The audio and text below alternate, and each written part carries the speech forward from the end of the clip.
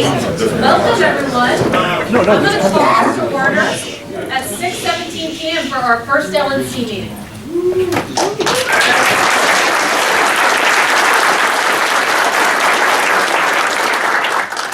I don't usually bang the gavel, but I could bang my forehead. Okay, so the first thing on our agenda is roll call.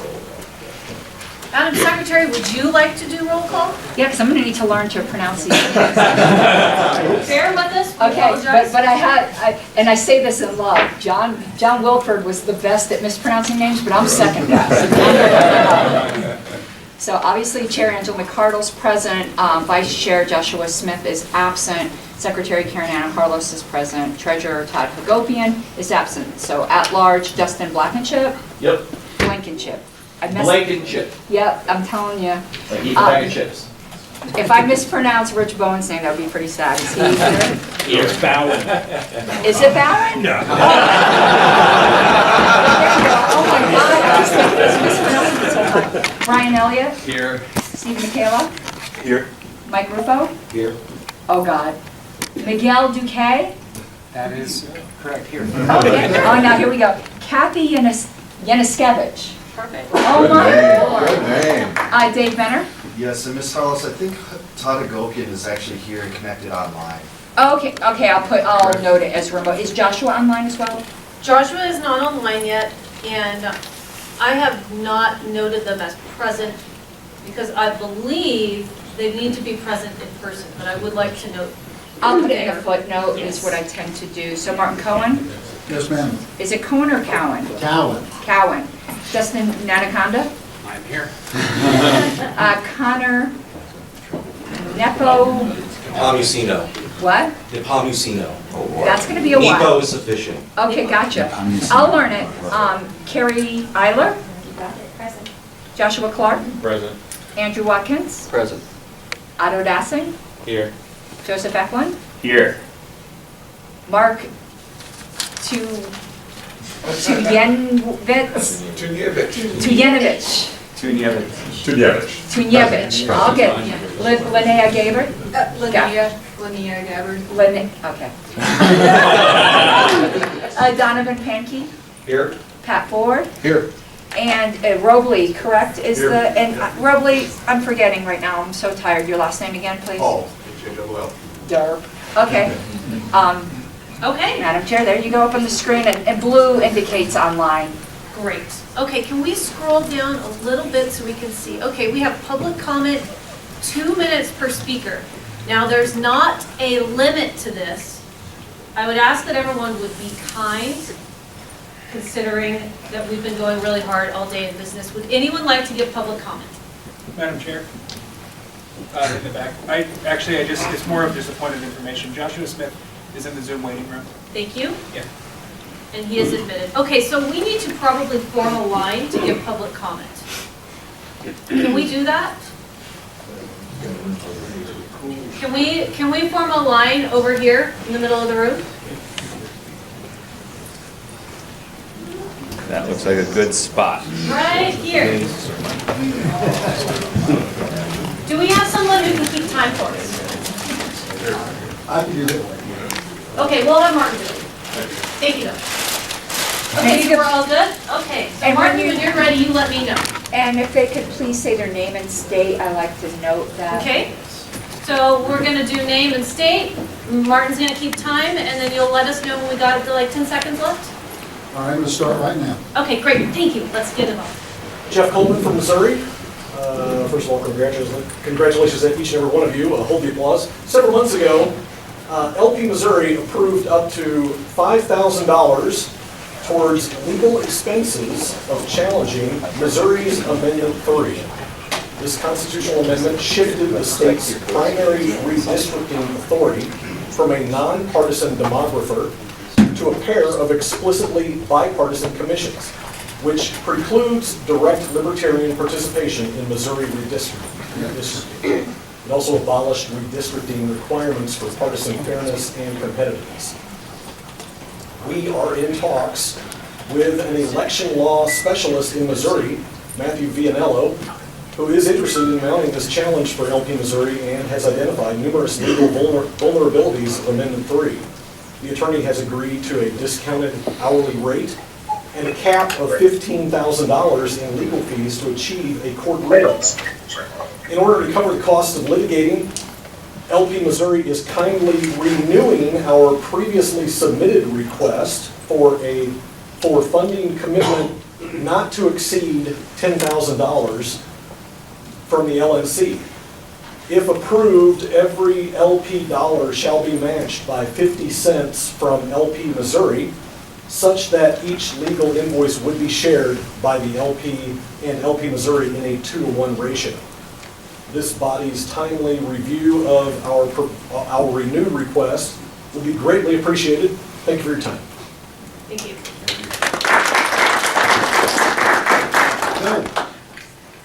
My name is Timothy Perkins with the Libertarian Party of Oregon. I have just made my first installment on a lifetime membership, and I'd like to receive my pin in about 1 year when I hope our chair can make it out to our convention in Oregon. Thank you. Thank you.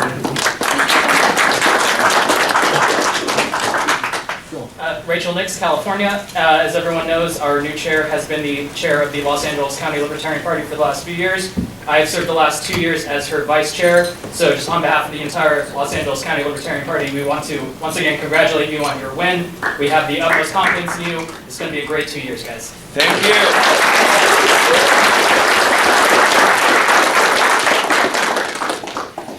Hello, everybody. My name is Brody Elwood. I'm a delegate from Massachusetts. I also sit on the board of the legitimate Libertarian Association of Massachusetts. I come before you today to ask for you to consider to take up the Massachusetts issue. Our delegation, many of us here are part of the 47 allegedly expelled members, and we've been waiting for 4 to 5 months for an answer from the LNC, from national leadership, and I think it is time to actually consider this issue, so I ask that you consider this issue today, or at the very least set a time in the near future to consider the Massachusetts issue. Thank you. Thank you.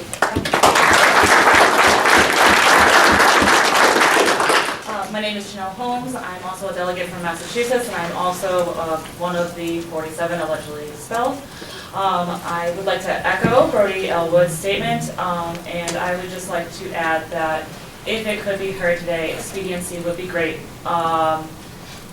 because we have been dealing with the other board making threats to us, and it's caused a lot of stress in my life personally, and I would just like an end to this battle. Thank you. Thank you. Thank you. Hello, my name is Michael Higgins, Florida. I'm here to support the 47 members. I came here, like all of you, to free the Libertarian Party.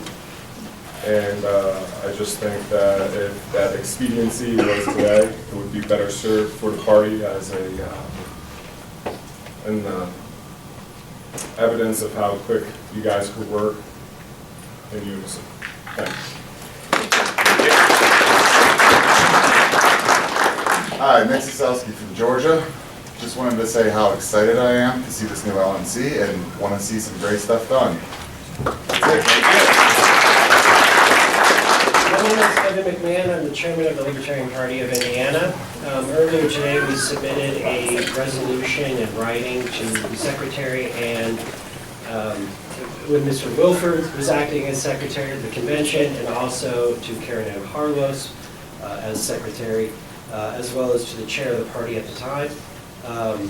We wanted to have a resolution by the main body of the delegation, or the body of the whole of the convention, calling on President Biden to immediately pardon Edward Snowden.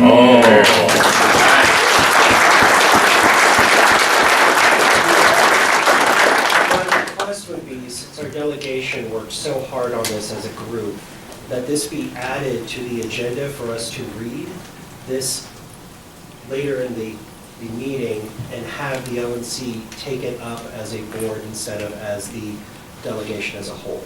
So I would ask that you do that. I would make an edit to the copy that was sent because it was not passed by the entire convention delegation, but instead by the LNC. But I would ask that you do that so that we can share the resolution and also be able to acknowledge our state delegation for coming up with it and drafting it. Thank you.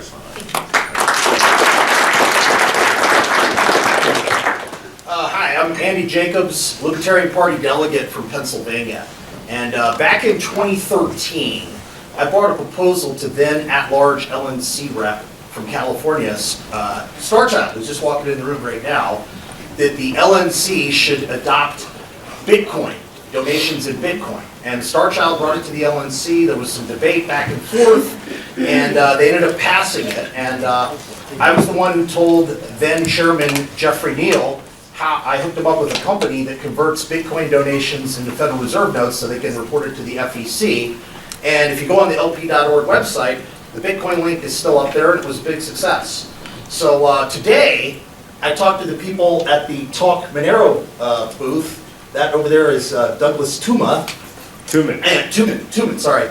And during when we were talking, I told him this story, and we said, hey, why doesn't the Libertarian Party accept donations in Monero? Monero is a decentralized, default, private cryptocurrency. It's so private that no government has been able to track and trace Monero. This could be a great tool for pushing society towards individual freedom, and I think it can be converted into Federal Reserve notes so the LNC can be in compliance with the election laws. And back in 2019, I went to an LNC meeting in Northern Virginia, and I suggested that they accept donations in altcoins. Any cryptocurrency that's not Bitcoin is an altcoin, which is alternative to Bitcoin. And unfortunately, the LNC didn't act. That LNC didn't do anything with my suggestion. I'm hoping this LNC will. So I urge you to accept donations in Monero and other cryptocurrencies. Thank you. Thank you. Hello, my name is James Gentleman from Minnesota.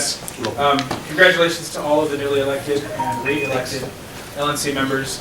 But more than that, I want to thank every person in this room who trusted me and the rest of the sort of organizing crew from the Mises Caucus. In particular, the non-Mises Caucus members who voted along with us, who trusted us to do what's right for this party. We placed our trust in these people to steer us in the right direction. And this is something that I've put so much work and so much time and so many years of thought and sweat and money, lots of money. You see my new friend, it's great, I'm a new lifetime member.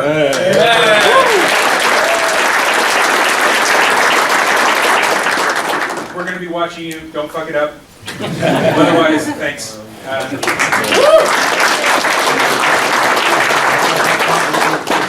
Hello, my name is Brian Skrajik. I'm a delegate from Massachusetts.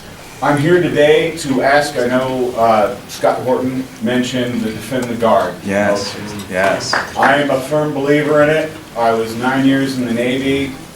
I brought my best friend back home to his parents after he passed on the ship due to an accident.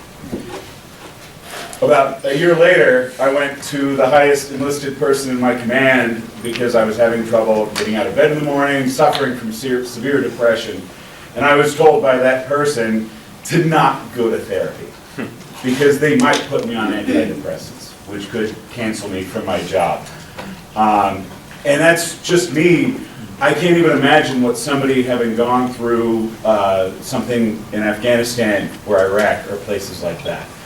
So this is a thing that I'm very passionate about, and I feel like the beginning of The Godfather where, hey, this is my opportunity to ask for something. So I would ask that as soon as feasible, the LNC takes a look at that. Thank you. Thank you.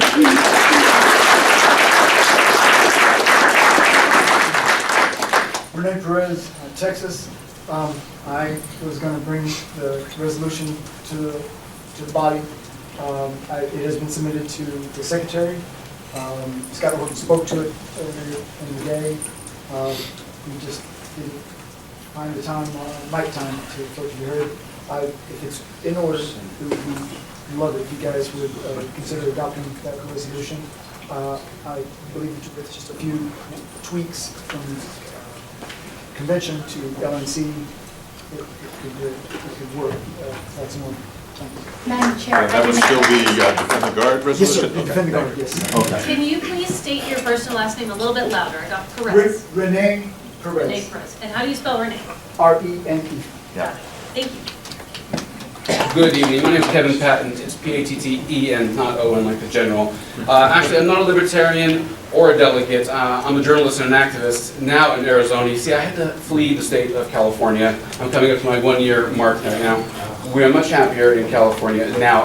The leadership prior to this weekend seemed to be conspicuously silent about lockdowns and mandates. My only comment would be that we never tolerate those, if not here in California, if not in Arizona, maybe not in America either. So all I'm asking my comments, please, let's be opposed to mandates and lockdowns always and forever.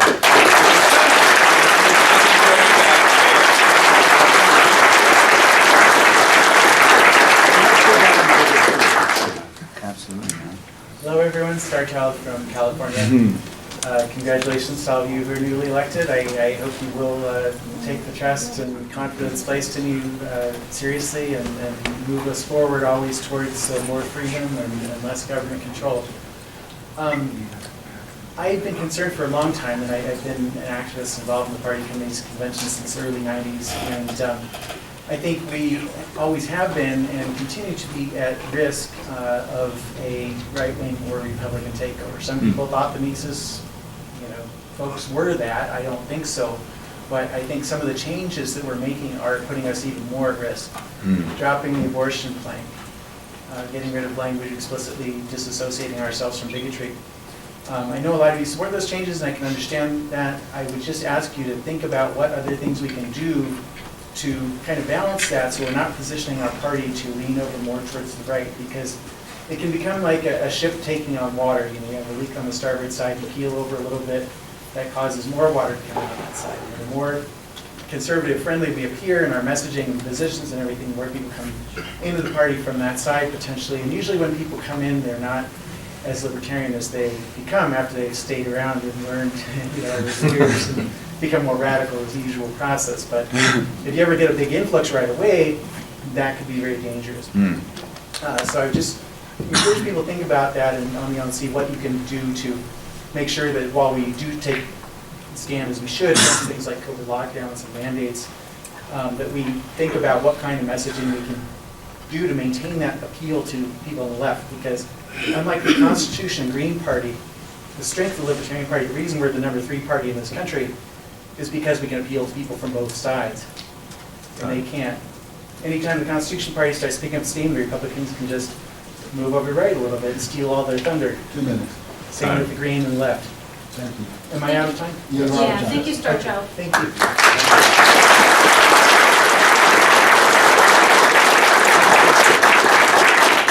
Mr. Brown. I'm Richard Brown, and I was honored to serve as your convention parliamentarian. I think this made the third or fourth time, depending on whether you count the 2020 as one convention or two conventions. To me, it was two very rough conventions. Yeah. But this year was, let me tell you, with great trepidation, hearing everything I had heard about what could happen, and it was interesting, but I think it turned out to be a very good convention. You got a lot done. It had a lot of unusual twists and turns, but I was pleased to have served, and I want to congratulate you on having had a good convention.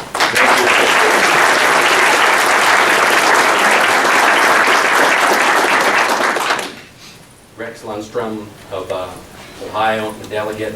Wanted to congratulate all of you. Also wanted to give a different perspective on having a, let's say, liberal appeal. I was telling some folks that I ran into while I was here of a story I heard from Aesop's Fables, if you know them, the famous ones, and it's about the fox, oh no, I'm getting it wrong, the wolf and the lamb, kind of overdone, but the lamb strays from the flock, the wolf feels some sadness, compunction, going to take an innocent life, and so it says, it's cast about for a plausible grievance. It says, oh, you, Sirach, last year you insulted me grievously. The lamb said, that can't be, I wasn't born last year. The wolf says, well, you eat from my pastures. The lamb says, I've just drank milk. He says, oh, well, you drank from my stream. I haven't tasted anything but milk. And then as the wolf stopped and said, well, that was reasonable, I leave. No, he actually pounces on the lamb because he doesn't actually care what the lamb says. He just wanted to eat. He said, I won't let you keep me from my dinner. And he ate. And I think part of the reason why the Mises Caucus was so popular is because we've been trying to appeal to people who don't care about us. So I'm very happy with the new board, and I hope they speak the truth and don't worry about appeasing a party, especially one that doesn't care about us. Thanks.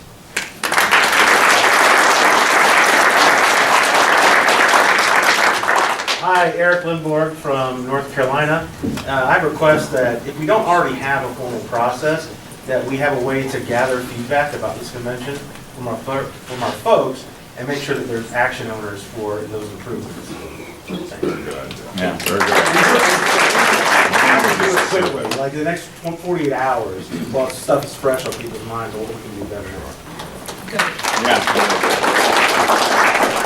Okay, thank you. Do we have, I believe we might have one final public comment? Janae LeBlanc, Texas. I was going to speak and change my mind, and you brought up the convention. I welcome anyone to send me an email or anyone else on the COC with feedback.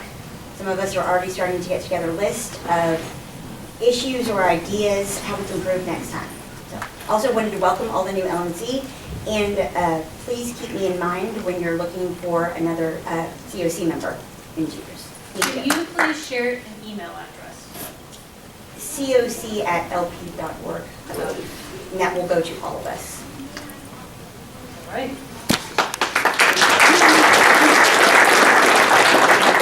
Information. Janae? Yes. You are currently on the Convention Oversight Committee? Yes. Convention Oversight Committee will not disband until 90 days after the convention, so you are still considered a member of the Convention Oversight. Right, I just meant the next time, I would like to be considered again by this LNC Fine. when we take applications. Okay, thank you. Thank you. Madam Chair, in the past, it's been somewhat traditional, I don't know if you will continue it, is if LNC members at the end of public comment have something that really doesn't fit in a meeting, that we can kind of have a few seconds as well. Absolutely. There was a motion on the floor earlier today to try to censor the past LNC. I would like everyone to throw that kind of a motion away. Of all people, I'd probably be the one who has some kind of just cause for that, and I don't want that. The past is done. There is a motion I put on the agenda to rectify what I think is another wrong, but none of that do I ever want to spur any kind of indication. We are not going to move forward looking back. You know, rights can be corrected, but anyone out here who has anything in their heart to think that they need to get even with people on the past board, I'm asking you, please let it go.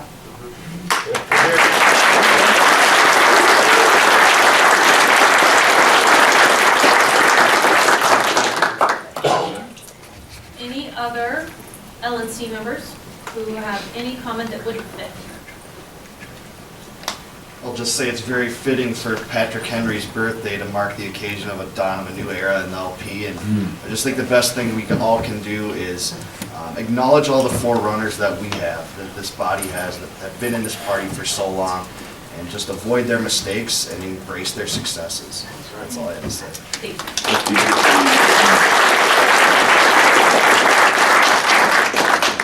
I will make one brief comment about Republican entryism.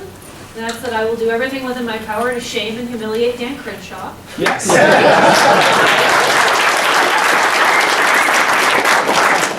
And to drag Donald Trump for not following through on any of his libertarian promises and for destroying our currency. So all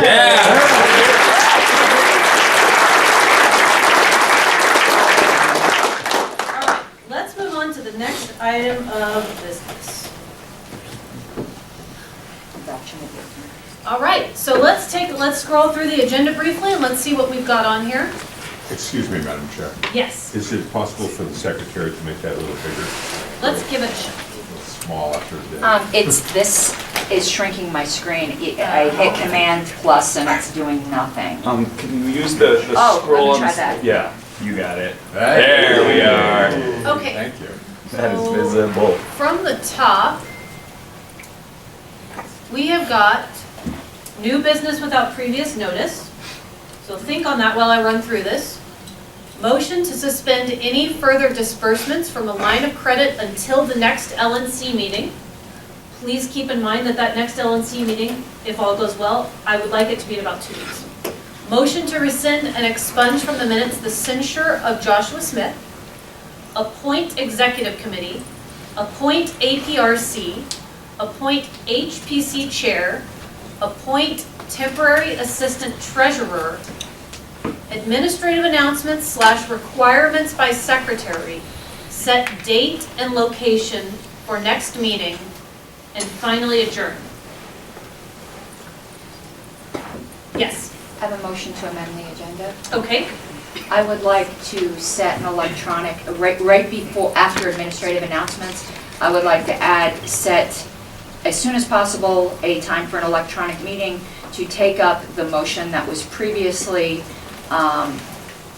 put forth by Mr. Bowen last term regarding the Libertarian Party of Massachusetts. And the reason I'm asking for it to be electronic, I do think it's fair to give notice and allow all interested parties to be able to attend. Okay, so we've got a motion, and there was no date set in the motion. Are we comfortable proceeding without a date set? Well, I wanted to add it to the agenda to discuss the date and all of that. Okay. Do we have a second? Second. Sure. Okay. Anyone opposed? Any further discussion? Okay. So I'm going to say that that motion passes. We good? Okay. Any other new business? If you have a simple resolution or something of that nature, now would be a good time. Yeah, please do. Madam Chair, we heard from one of our members regarding a proposed resolution regarding Mr. Snowden. I think that'd be an easy thing to take up and dispose with. Second. Okay, so Joseph, you're the primary. Yeah. Does I asked anyone him. have the text? It was sent to the secretary, the gentleman said. Okay. You said he had a, The amendment was sent, Karen. is this the most, 9 minutes ago? I guess so. Okay, so we have it here. I'm going to put it on another blank Word document so it's not in the middle of an email. And If he's still here, I believe he indicated that there was a small edit needed to be made. So what we need right now is if you want this to be on the agenda, we need it to be moved and seconded. Second. I move that we put this on the agenda For today's for meeting. today's meeting. Okay? Second. And seconded by David. And where on the agenda, please? Okay, do that. Oops, that's wrong. Let me get rid of that. That's from today. Save. Set. Just do it. It's a quick schedule. Okay. Well, we need to do it immediately, like at the beginning. Okay, so we've got a motion Yeah. to suspend. Yeah. Any further disbursements? We've got a motion to rescind, so suspend, rescind. Then we've got some appointments. And then we've got, He was asking for it at the very beginning? Right at the beginning, just take it up, dispose of it, and I'm fine with that. Thank you. Okay? Madam Chair. Moved and seconded. Sorry. No, it's a, let's make sure that we have a vote on it. Any objections or further discussion? Going once? Going twice? Okay, motion passes. Go right ahead. I'd like to also maybe add the defendant bond resolution as well. A second. yes. Okay, where would you like that added? Right after. Okay, so then moved and seconded. Do we have, let's make sure this is worded the right way. I do have, if you'd indulge me, just an FYI, public policy resolutions without notice do require a unanimous vote of the members who are present. If it is taken up perhaps at that electronic meeting, it only requires a 2/3 vote. I don't know if there'll be a problem, but I'm just saying it will, because there's no notice, require a unanimous vote. Let's read the room right now. It's good. We're good. Why is upset? Okay, We like defend the guard. okay. Okay, so it's been moved and seconded. We've got it up here. Any further objection or discussion? We're good? Okay, motion passes. Any other resolutions? Get them out now. If you don't, that's okay. Go ahead, Carrie. I have a proposed resolution. Do you want to hear the text of it or just the subject? How long is the text? It's very short. Go for it. Whereas the Southern Poverty Law Center has defamed the chair of the Libertarian Party and several other great members in an attempt to slow the progress of freedom, be it resolved that the Libertarian Party condemns the SPLC as irrational and repugnant.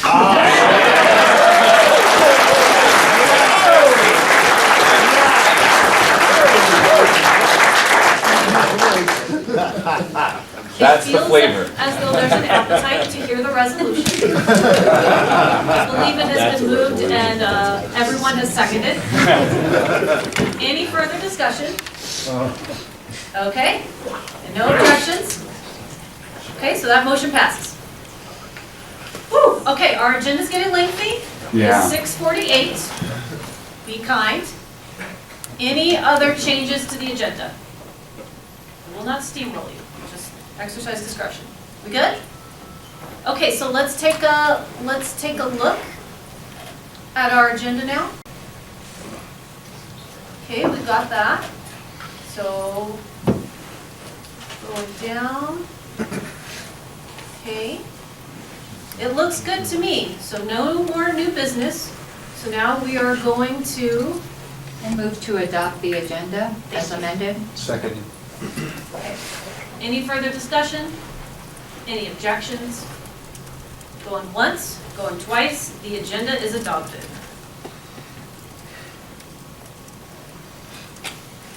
Okay, let's see. Is without objection, sorry.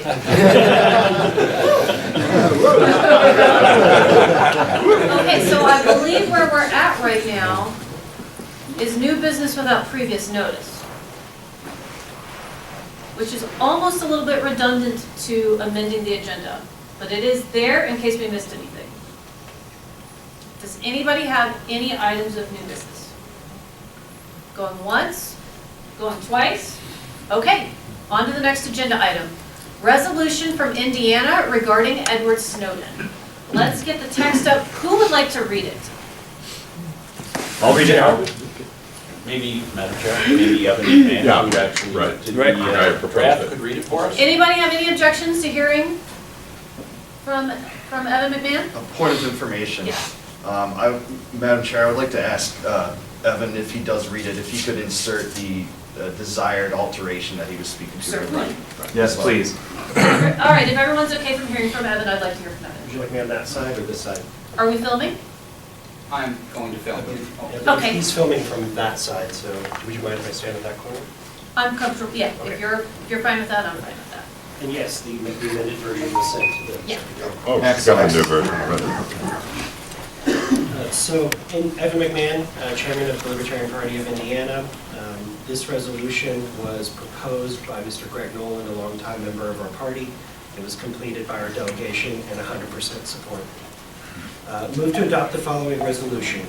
Whereas Edward Snowden did on June 5th, 2013, risk his own life, safety, and security to publicly expose the U.S. government's unlawful, unconstitutional domestic and mass surveillance programs.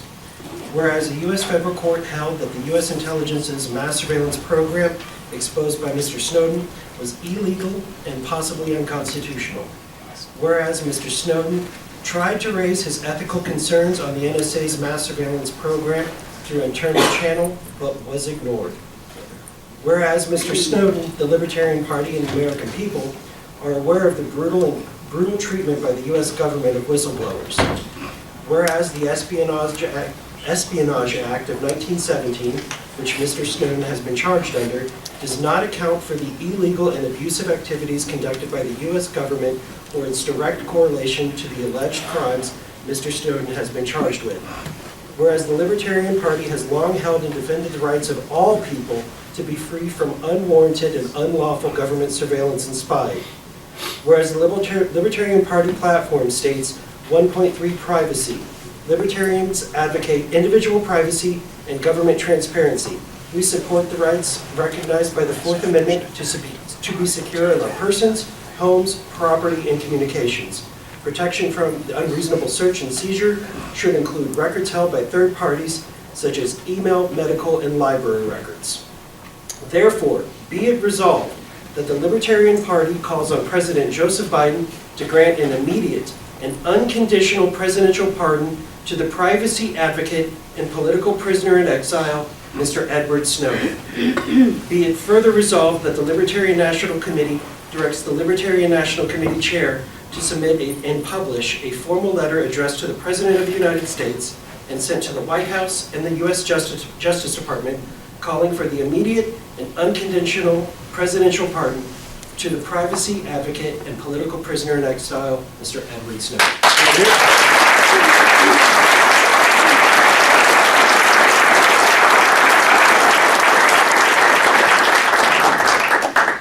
Okay, we've got a resolution, and I believe it needs to be unanimous. Should we take a roll call vote, or are we comfortable just, all right? Madam Chair, if I may, I'd just like to read the room if we're in the mood to discuss an Oxford comma. Is that a no? No. I just noticed there's one missing. Point of, I'm new to parliamentary procedure. I agree that we should make, if there's grammatical errors, I did not catch any, but we should make sure that it is as Okay. of high quality as it can be. So I don't want to take too much time, but I'd say let's scroll through and slap a comma. And Talking about right here? That's exactly right. And then there wouldn't be one here. Right? No, there would be. Yeah, there would be. Okay. Oh, I see what you're saying, yeah. Yeah, it's three. That's cool. There's three such. Take it or leave it. I'm flexible. Is whistleblower one word? It's hyphenated, I think. It's one word. I thought it was one word. It's the same We're gonna throughout the lean- document. We're gonna lean on the Yeah. grammar check. Right, Where is right. it? Madam Chair, It says it's point of okay. privilege. This is an amazing declaration. It's amazing also in how it's forthright, it's blunt, it's to the point, and professional. To me, this represents the kickoff, I think, of the new aggressive messaging of the Libertarian Party. I would ask permission, doesn't have to be included in this, but the United States Senator from Rhode Island is the head of the Armed Services Committee. James Langevin, our congressman, is head of cybersecurity. I would ask for the ability to deliver to them in person a printed on letterhead version of this, and I would encourage everybody in this LNC to hand deliver it to their Congress people, their senators, as soon as possible. Thank you.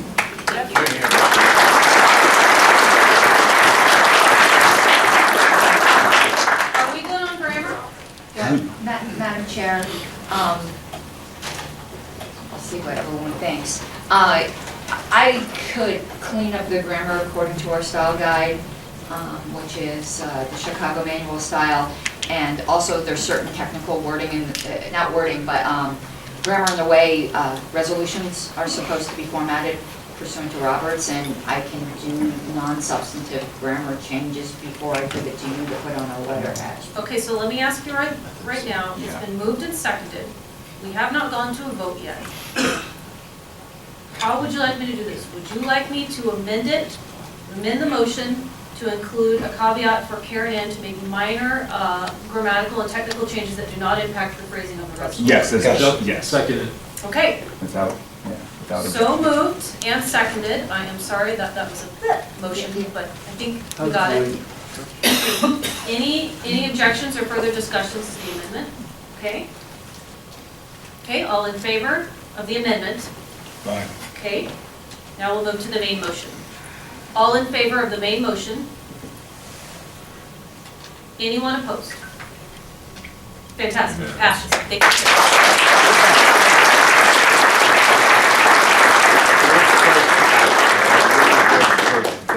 That's a great person. Okay, and thank you very much, Evan McMahon. Okay, so let's see, the next item on our agenda, I believe, is another resolution. Okay, resolution regarding the Defend the Guard. Do we have the text of this resolution? I don't have it, Scott. I just know I've briefly seen it. I apologize. Yes, is everyone okay hearing Renee speak? Yes, please. Okay. I emailed it to LP, Secretary at lp.org and John Wilker verified for you. Yeah, I don't have access to that email. So here's what's gonna happen real quick. Can you, on your cell phone, forward that? Do you have Karen Ann's personal email address? No, I don't. So let's do a little sidebar here. While that's being done, I've been informed by a member of my region that this meeting is not streaming. Is that something that's possible or not because of the... Technical problem? Yeah, it's because of the nature of this meeting. I think it should be streamed if it's at all possible. And as a compromise, if someone has a cell phone that they could stream it from to literally any place, it would be better than nothing. Do we have any staff in here who has access to the National Libertarian Party YouTube? We do have staff with access to the National Libertarian Party YouTube. Mr. Kraus, do you think that it is possible to coordinate with AV that stream, or is that not going to be practical on a timetable? I'm trying to reach Gary right now. Okay. I mean, there's a camera set up here, they're recording it. They should have been live streaming it, so let's see what's going on. I apologize. I was under the impression when I saw the camera that this was live. Madam Chair, if in fact the portion that we recorded, I'd be happy to help afterwards to upload that to the YouTube page and also drop it to the Facebook page. Thank you. Okay, so let's take a read of the room here. How long, Mr. Nana, how long would you like to wait? Should we continue with business and try to get it up as quickly as possible? I think it's up to the body, you know. I just think that it's, you know, somebody brought a concern to me and I figured. I think it's a reasonable concern. Yes. All right. The best I can do to remedy the situation immediately is to live stream it to my own Twitter. Yeah.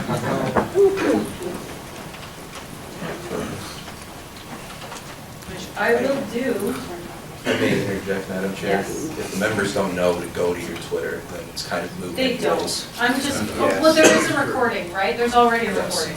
Okay, so that doesn't matter, so scrap that. Yeah. That's kind of annoying too. Okay, so we're gonna proceed and we have a recording and it'll be put up, and I apologize that it was not live streamed. We've had an AV issue. Okay, we are looking for the text of the resolution. Here it is. This isn't about defend the guards, is it? No. Oh, yeah, it is, yes, it's down here. Okay, There it so is. now before we proceed, is there someone who'd like to read it out loud? Do we have a veteran?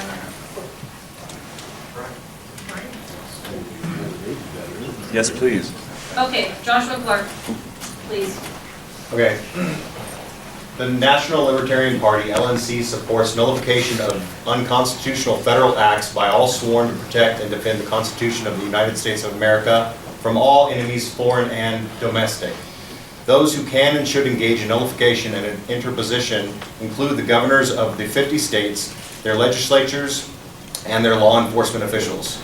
Specifically, the LNC strongly opposes U.S. intervention, involvement, and aggression in any and all foreign conflicts where such involvements have been undertaken by executive action absent a formal declaration of war by the U.S. Congress.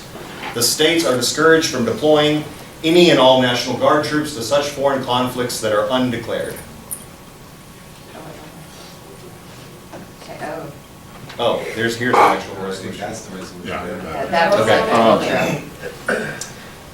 Here we go. A resolution to defend the National Guard. Whereas Article 1, Section 8 of the Constitution of the United States vests in the United States Congress the exclusive power to declare war. Whereas in spite of the clear language of the U.S. Constitution vesting the power to declare war exclusively in the U.S. Congress, the U.S. executive branch has unconstitutionally assumed that power while the Congress has abdicated its constitutional duty.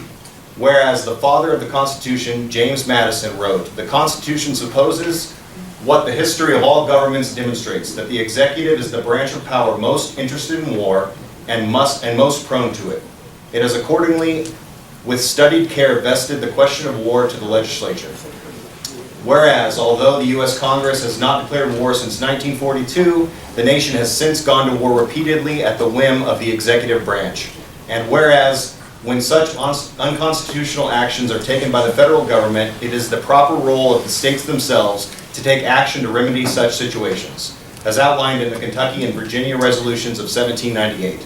Now, therefore, be it resolved that the Libertarian Party of the United States of America, as represented by its National Convention delegation and its National Conference of 2022, 1, calls upon the state legislatures to enact legislation to prohibit the state's National Guard and any member thereof to be released from the state into active duty combat unless the U.S. Congress has declared war pursuant to Article 1 and 8, Clause 15 of the U.S. Constitution, and only for the express and explicit purposes enumerated in the Constitution to execute the laws of the Union, repel an invasion, or suppress an insurrection, and calls upon the legislatures of the governors of the states not to comply with any order from the federal government to release the state's National Guard into federal services unless the U.S. Congress has declared war pursuant to Article 1 and 8, Clause 15 of the U.S. Constitution, and only for the express and explicit purposes enumerated in the Constitution to execute the laws of the Union, repel an invasion, or suppress an insurrection.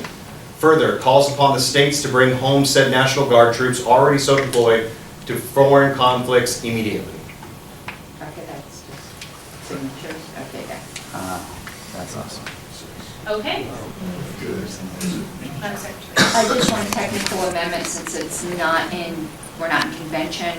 Can the resolve clause be say resolved at the Libertarian National Committee? Yes. Yes. I'm fine with that. So we're making a friendly amendment right now, or just a little technical change? I think it's just technical. Okay. I mean, I'm fine with that. Checking how you guys feel. Is that good? Yes. Okay. Very good. Any other grammar or technical things that we absolutely can't live with? I'll suggest one. What was read as "and" after Article 1 in 2 cases should be "section." it's a little section. It's a section symbol. It's one of those little weird square I things. withdraw. Still a little tough to read. Okay. Anybody else? That was a rookie. I would say once again I'm asking permission just to format the whereas clauses. There's, Robert, okay, I'm a parliamentarian. It's fine. There's certain commas and capitalizations and things that Robert say that it's nothing technical. I mean substantive, it's just how It's they fine. say. I agree, and I'm. Okay, thank you. Okay, so I'm gonna make a friendly amendment to allow Karen Harlos to make some grammatical and minor changes to the resolution that do not change the meaning of the text at all. Seconded. Thank you. Now, any further discussion or any objection on the amendment? Nope, okay, all in favor? Okay, all opposed? Okay, so now let's go to the main motion. We're ready. I just want to say, what an excellent second thing to do to support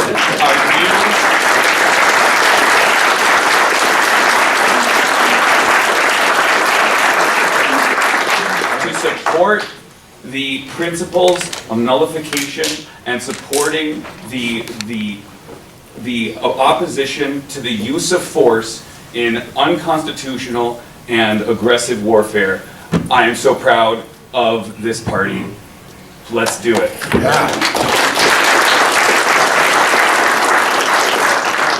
I would also like to just say that given that we really wanted to present this resolution and it was worded this way because we wanted to pass it through the convention, but unfortunately with the time and compression and with the business the convention wanted to get done, I thank the LNC very much for bringing this, that the convention of the state of Libertarian Party of Texas brought and passed with an incredible show of unity during its convention to this body and pass it on further, in its adoption. Thank you very much.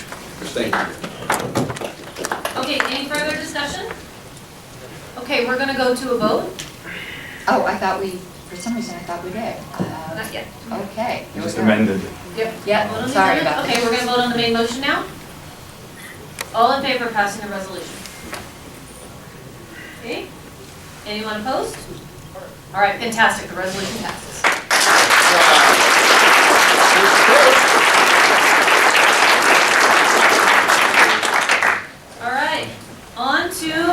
SPLC. Fun one. Whoa. Okay, Number three. You want me to reread the text? It wasn't that long, yes. That's- Okay, you got it. Whereas the Southern Poverty Law Center has defamed the chair of the Libertarian Party and several other great members. And several other what? And several other great members in an attempt to slow the progress of freedom, comma, be it resolved that the Libertarian Party, It's usually Libertarian National Committee. Yeah. Yeah. Let's make the edit. It's just, That's fine. condemns the SPLC as irrational and repugnant. All right. Spell it out. You have to spell it The out. Southern Poverty Law Center. And repugnant. Oh, I see, I see. Okay. I guess it can be shortened to Where I'd like to offer a friendly amendment that we don't condemn the organization specifically, but the article itself. I would object. Objection.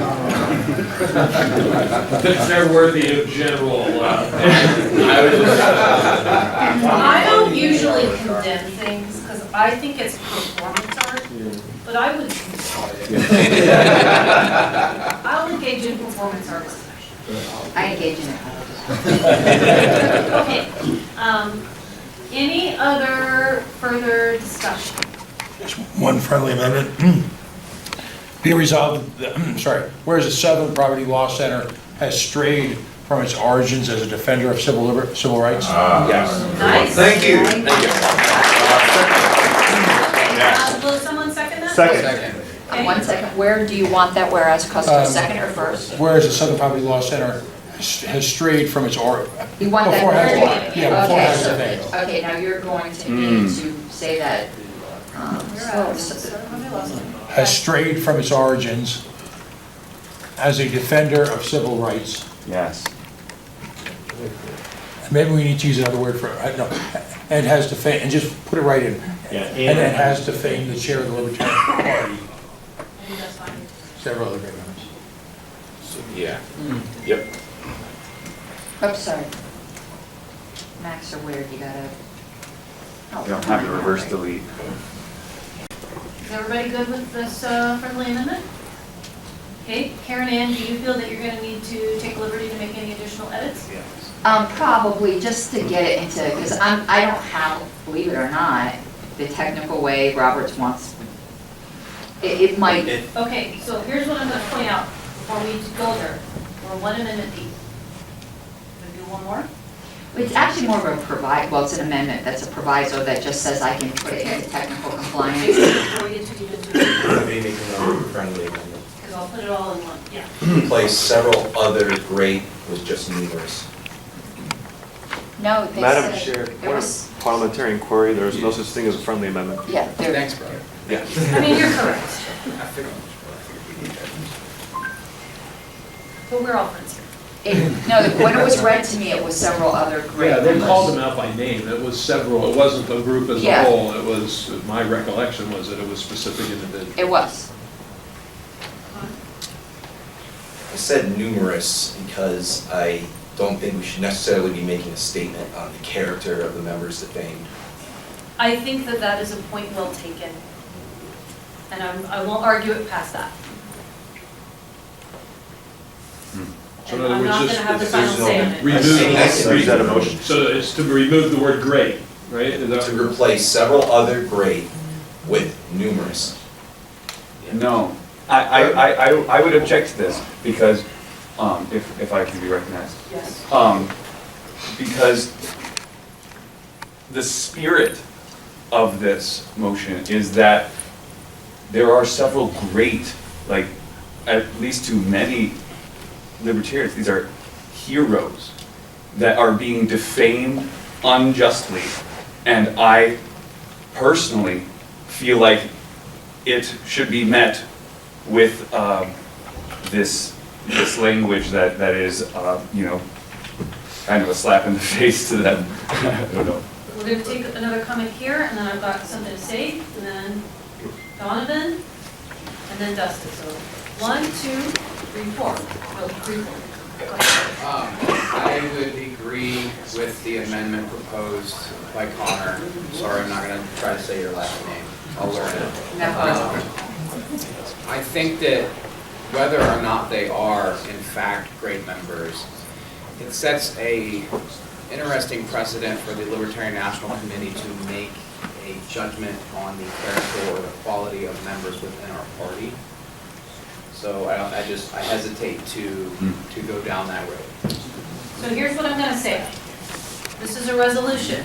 So how many votes does it need? Because there was no notice, it needs to be unanimous. Okay, so we're gonna keep discussing this for a little bit, but keep that in your mind. That if we can't come to an agreement on this, which is a bummer, but it's okay, it happens. Someone might want to table it so that we can wordsmith it. Madam Chair, I just wanted to echo that point in that while I understand we want to come out with guns blazing out of this LNC meeting, at the same time, given that we know that we need to wordsmith this, we're, getting late in the evening, we have other business that needs to attend, I would recommend to the LNC that we take this up at our next meeting as part of the agenda, once we've had time to all discuss the word language and so forth that's at hand. Madam Chair, I think that we can actually solve this with one word change that I've written down here. Okay. And that is to change that from several other great to numerous prominent members. Yes. I think that gets everybody's point across and removes the concerns, is my opinion. Pause real quick. I'm trying to just read the room. Everybody's like, ugh. No, I love that. Okay? You're good? Well, I'm going to be that guy. I don't know if it'll prevent me from voting for it or not. I haven't decided, but I am concerned. That's all. You're concerned, I understand. I want us to come to a decision that we're all comfortable with, but I'm not gonna force it. I'm open to dropping great. We could say esteemed or we could say nothing. We don't need an adjective. We could say several other members. Yeah. With that? Yeah. Okay, I want something that people can live with. So, part of the quality of this is that this was an injustice. And if we just say that there's several members, we're not actually speaking to the I don't know, it doesn't have the quality, and I would maybe support taking this up later and like working through it so that we can get something that we really support together and have the time to do it. Madam Chair, just one other recommendation. Perhaps instead of not putting in there, is well known. I know prominent's a pretty strong word that Dustin may have concern with. However, maybe well known is a less powerful word. It still kind of gets the point across. Okay, let's do Dustin and then Karen Ann. I've been having my hand up for a while. Oh, I'm so sorry. I think we all have something we want to provide on this. I'd like to move to table this to our next electronic meeting. Okay. Second. So, I think this is a point of information. I don't have my so the AV guys are here to help facilitate the streaming. Do we have access to the YouTube account? They do. I'm gonna defer to our executive director. Mr. Kraus, can you assist us?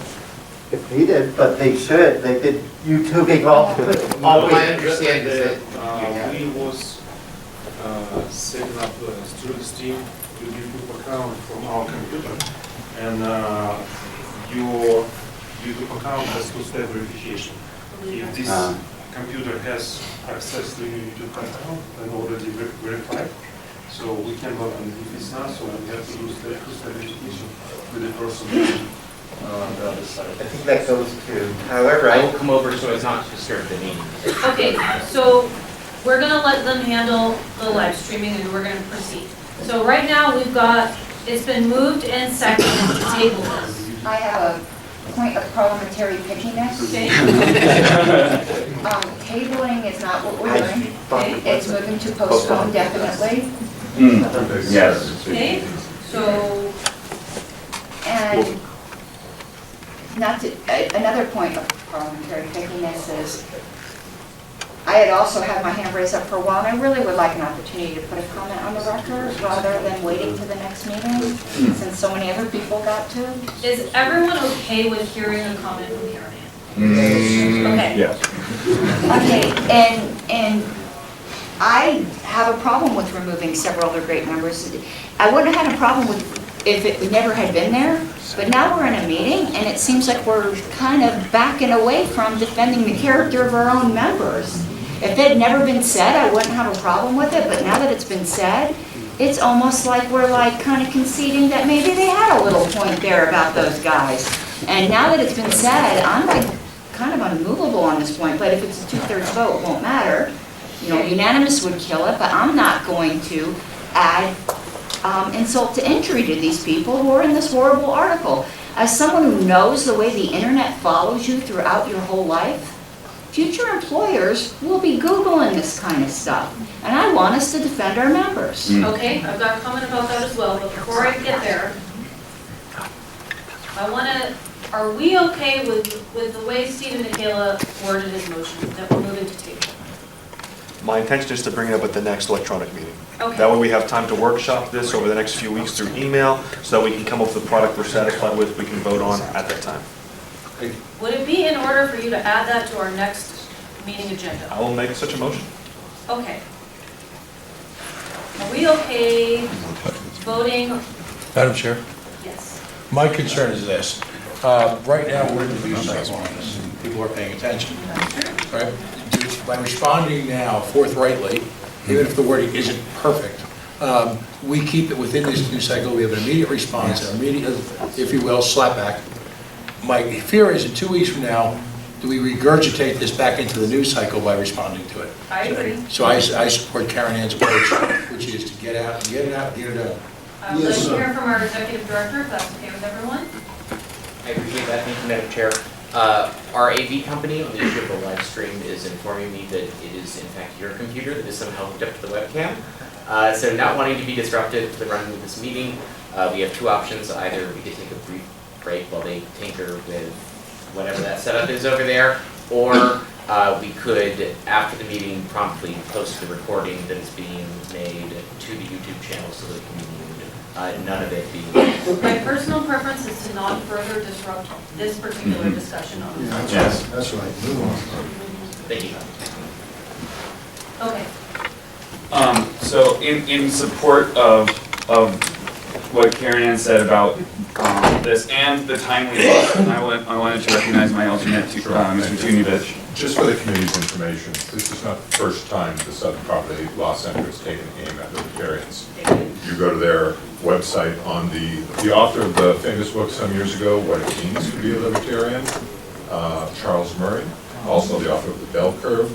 They've got him listed here, ideology, white supremacist. They accuse him of pseudoscience. If you've ever read any of his text, you know it's nothing close to it. So this is not an isolated incident, and this is what sort of turned me off towards them some years ago. Okay, we need to start wrapping up discussion on this. I'm not going to cut you off. Madam Chair, can I ask for, was it in order for me to ask for a poll of Yes. who is not comfortable with several other great numbers? I think we should do an informal poll. I've read the room, I will withdraw my proposed language changes. We're going to withdraw your proposed language changes. But we might have another person, and I'm not trying to make anyone uncomfortable. What I'm trying to do is make us all comfortable.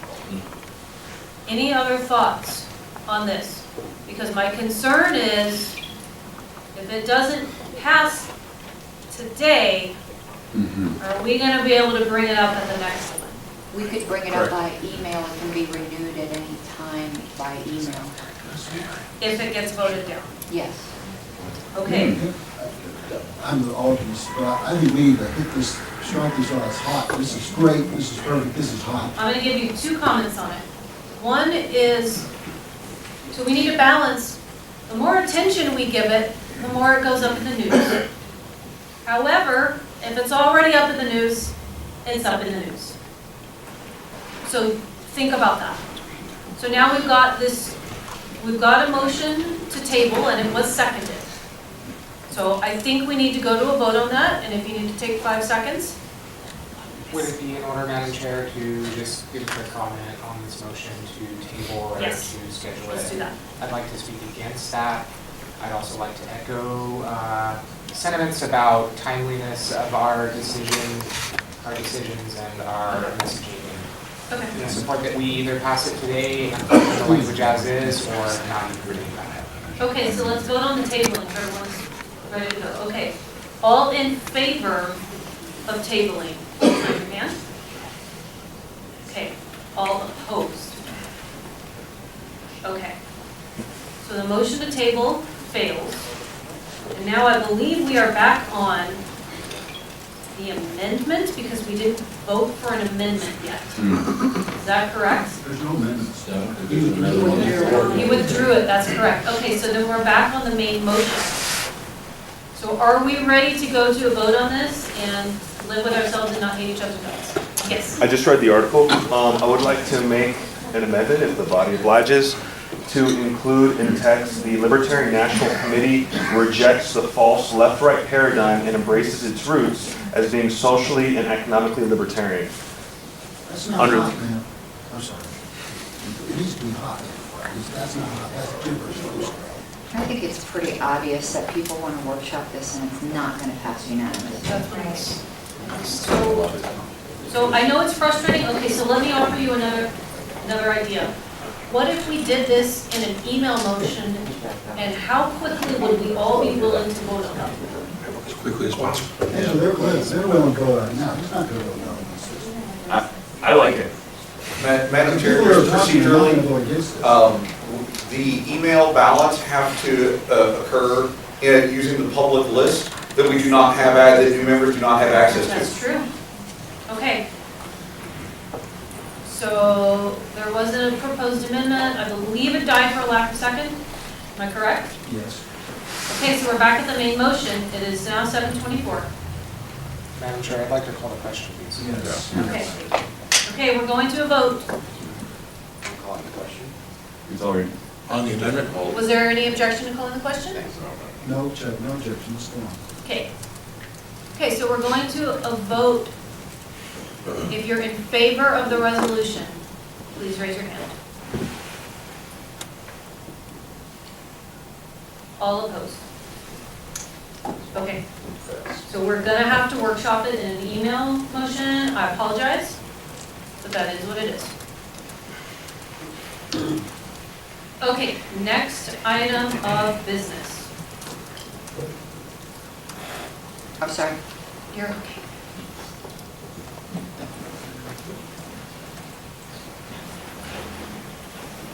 Motion to suspend any further disbursements from the line of credit until the next L&C meeting. Mr. Bone, would you like to speak to that? I would, Madam Chair, thank you. To bring everybody up to date who may not know, the previous board, prior board, passed a motion that authorized staff to apply for a $200,000 line of credit against the assets of the company, not the building, but assets being equipment, inventory, and cash. I believe at that same meeting, correct me if I'm wrong, they also included disbursements of $80,000, I believe, out of that particular account. In the spirit of transparency, I was against that original motion, so I am making this motion and seeking co-sponsors to suspend any further disbursements until this new board can get a better idea of where our finances are and what is, what's going on in the weekly and monthly reports before we disperse any more money. I'll second that, Madam Chair. Oh. But you're not physically present, so it doesn't work. I'll second that, please. But I'm gonna get, it's okay. Point of information, I don't, point of inquiry, actually, Madam Chair. I don't know how many seconds or that we need for this motion. 4 or 5? Is it 5 total? No, we're in a meeting, we only need one. We only need one, okay. Okay. All right, thank you. Okay, so, yes. I am in support of this. I have a question. Is this necessary? Because wouldn't we have to pass a motion to take money out of it anyhow? Like, I have no problem doing this, like, and I agree with the motion, but like, are we like just doing this for no reason, I guess is my question. I'll defer to Mr. Harris has his hand raised. Yes. So I can only speak to my understanding of the motion, and the body may choose to clarify that. But should this pass, we currently have been authorized to take up to 80,000. I am skipping over certain conditions that apply to that, but in total, by the prior motion, there is currently only 50,000. Mr. Kraus may be able to correct me if I'm wrong, I believe that to be correct. So my understanding of this motion would be to preclude any further disbursements of that remaining 30,000 between now and the time of the meeting. If I'd be permitted to ask a piece of information from Mr. Kraus, noting that the date is the 29th of the month, are there any administrative end-of-month functions not related to drawing or not related to new expenditures against that line of credit that this would impact in any way? Robert, do you know? Not offhand. Thank you. Okay, yes. Madam Chair, if I could just speak briefly as well to the origins of all of this. Folks who weren't on the Libertarian National Committee at the time should understand that the origin of this was specious at best. The entire idea was quote-unquote workshopped in private amongst a small portion of the board. The version that was then presented almost immediately in terms of an electronic vote for ultimate passage without debate, without research, without question, included a great deal more money for unrelated causes other than ballot access and the cash flow of the organization. At which point, members of the previous board objected violently, including myself, to the whole notion. It was subjected then to an interminable meeting that was poorly organized. Information, it was a disaster. I'm begging folks to do what they can do within the confines of our cash flow issues to shut this all down now, completely. Make sure that nothing like this ever happens again, and I know it won't under this board's direction, but never again in this chaotic, disorderly process where it was basically, as we say in Jersey, the bum's rush was put on to try and get money out of our assets without debate. Okay, Mr. Nikela, and then I'm going to speak. Thank you, Madam Chair. We approached this loan situation because we were in a cash crunch. The Libertarian National Committee, the way in which we raise money, we tend to make most of our money in the back end of the year. So that is more towards election season. That's when we get the most of our dollars in for the year.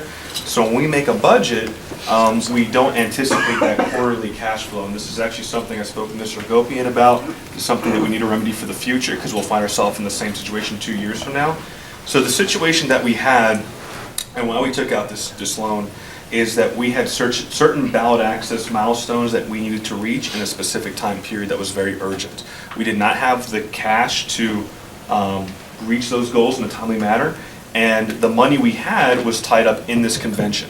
And we are not allowed to access those funds until convention is closed and until all of our outstanding balances are paid off. So that is when we made the decision to go ahead and open this line of credit in order to pay our immediate balances to go ahead and tackle these ballot access goals, and that's the situation we find ourselves in. I'm not 100% sure where we are in that process. Maybe that's something that Mr. Harris or staff could enlighten us on, but just so everybody's aware, that is why we took out this loan. It's a very cheap loan.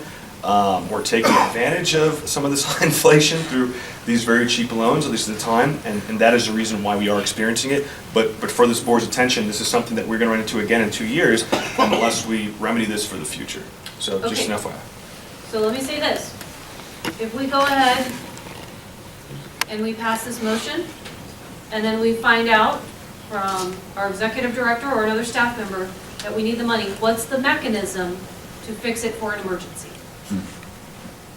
Well, Mark, didn't we just get $45,000 today in Lightning? Yes, we did. The remedy would be to call an electronic meeting within 5 days. We can always do that. But I also would like to speak to the motion. I'm in support of the motion, not even because, like, I'm against disbursements from it in the hypothetical. But I agree with Mr. Ford that the way this is done is almost the fruit of the poisonous tree, and that this board needs to get it all out in the open, because members just, it was bad the way it was handled, and I'm not imputing any kind of, people did what they thought they had to do at the time. But we need to get this out in the open so that members are comfortable with it, because there's just a huge cloud of suspicion over this whole thing. So I would like to suspend any further disbursements, so we have an organized discussion about it in front of members. Okay. Mr. Early. I agree completely with your sentiments there. However, I believe that we should defer to Mr. Hagopian, who has been much deeper into the potential cash flow circumstances going forward, and preventing the disbursement of these available funds could put the organization in a precarious position, and I trust Mr. Hagopian to manage the any draws against the credit line as being necessary. Okay, so I'm going to say a couple things. One is, it's 7:33. I think this is important to discuss. We keep the time in mind. And would anyone object to hearing from Todd Hagopian if he's available? Okay, Todd, I see you there. Oh, you're unmuted. Please give us your opinion. Yes. Obviously, I support this motion. However, if we're going to meet in 2 weeks, and without being able to talk to the executive director and Mr. Kress, I would say that I should instruct them not to spend anything without asking me or without consulting with me, and that way we won't have one of the emergencies that you mentioned. And they know what our will is, and I have already talked to the executive director about this, and he knows where I stand, and I trust that nothing will happen over the next 2 weeks, and then we can do something official once we see how much is going to be released from the convention account. So I think that the motion is well-intentioned, but could cause more problems than leaving it open for 2 weeks, if that makes sense. Let's do a few more comments and then let's try to move to a vote. I just want to ask our executive director if he knows, is there anything within the next 2 weeks where we would be making a draw? I do not believe so. That was sort of in the nature of my request of Mr. Kraus, whether there was some effective draw pending that was administrative against funds that we'd already done. I'm not aware of any. I do see Mr. Kraus's hand up with indulgence. Let's hear from Mr. Kraus, if everyone, that's okay? Hi.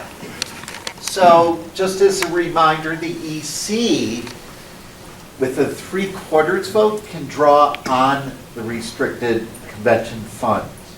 So the EC already approved $15,000 for New York ballot access, so that's a little bit of a relief, right?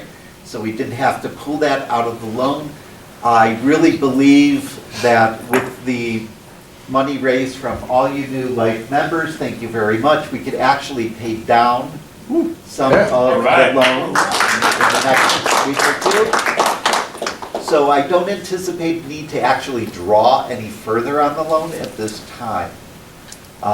So I think you definitely have a good 2 weeks grace. Great. If there was an emergency, we can always go to the EC, and the EC can make that decision to allow us to use those funds. I will tell you all, my biggest concern is if something were to happen within 5 days, not within 2 weeks, because I can call a meeting very quickly. Okay, Mr. Ford, did you have something? No, I'm fine. Okay. I did just have a question to clarify Mr. Hagopian's comments. I believe in terms of, when Mr. Hagopian referenced any additional spending, that at least implicitly to me seems to refer to any additional spending that would require a draw against the line. Okay. We will certainly have administrative expenditures over the next 2 weeks. Correct. Okay. Are we okay to move to a vote on this? It's a financial matter. Threshold? It's a majority. Just a majority, but it's a financial matter. Okay. Do we want to do a roll call or do we want to just do a show of hands? It's money. Anybody? Hands. Show of hands. Okay, we'll do a show of hands. Okay, all in favor of the motion, please raise your hand. Okay, we need to take down names, so, or numbers, I'm sorry. Okay, put them up. Could be Todd was.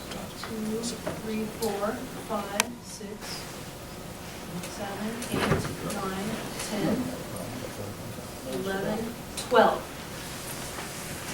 All opposed? 1. I am not voting. Okay, motion passes. Thank you, guys. Okay, next item on the agenda. Motion to rescind and expunge from the minutes the censure of Joshua Smith. Ms. Harlow, would you like to speak to your motion? I certainly would. I think there was a lot, and I'm not trying to get into motives or trashing. I'm just trying to make some things I think that happened last term to set us on a clean slate. If Joshua deserves censure, so did a bunch of other people. So I'm not even speaking to whether or not you thought he deserved it. I think everyone could agree that if he deserved it, a bunch of other people did too. And I want to wipe that slate clean. To me, it seemed like a very vengeful motion. I know that kind of is impute motives, and that's not my goal here.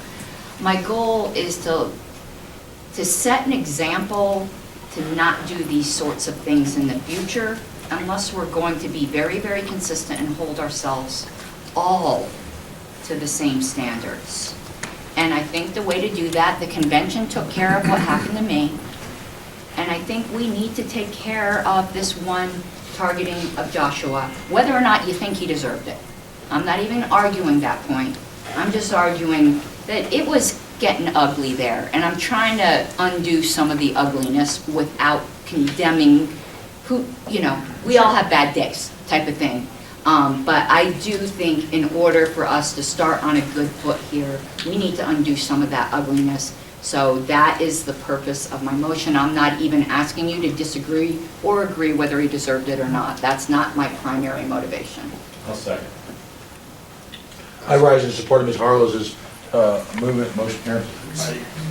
There was poison in the air on almost a daily basis. The vitriol was astonishing. And I'm saying not just by members of the public, but by members of this committee who were able to just engage in it at will, willy-nilly, if you will.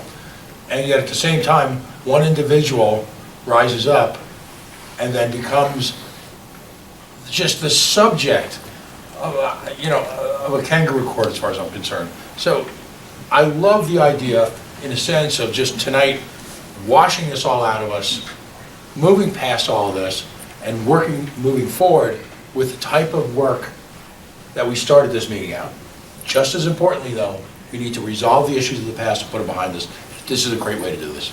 And just FYI, it will require a 2/3 vote because the motion to rescind without previous notice. Okay, Mr. Nana? I'm not going to make a motion at this time, but I do have a comment. Maybe for the board's consideration, we would consider not expunging the minutes, not for any other reason other than that, I think there should be a record that it happened. I think rescinding the censure, probably get on board with, but there should be record that this took place, because otherwise we're saying, this never happened. And I'm not saying that Josh Smith doesn't deserve that vindication, but what I'm saying is that for our members, history and knowledge of what past boards did, that they should at least know that it happened. They'll know it happened from the minutes of this meeting. I guess that is a good point. That is a point well taken. Mr. Elliott? I apologize not knowing how I'm supposed to formally address. I just have a comment to make.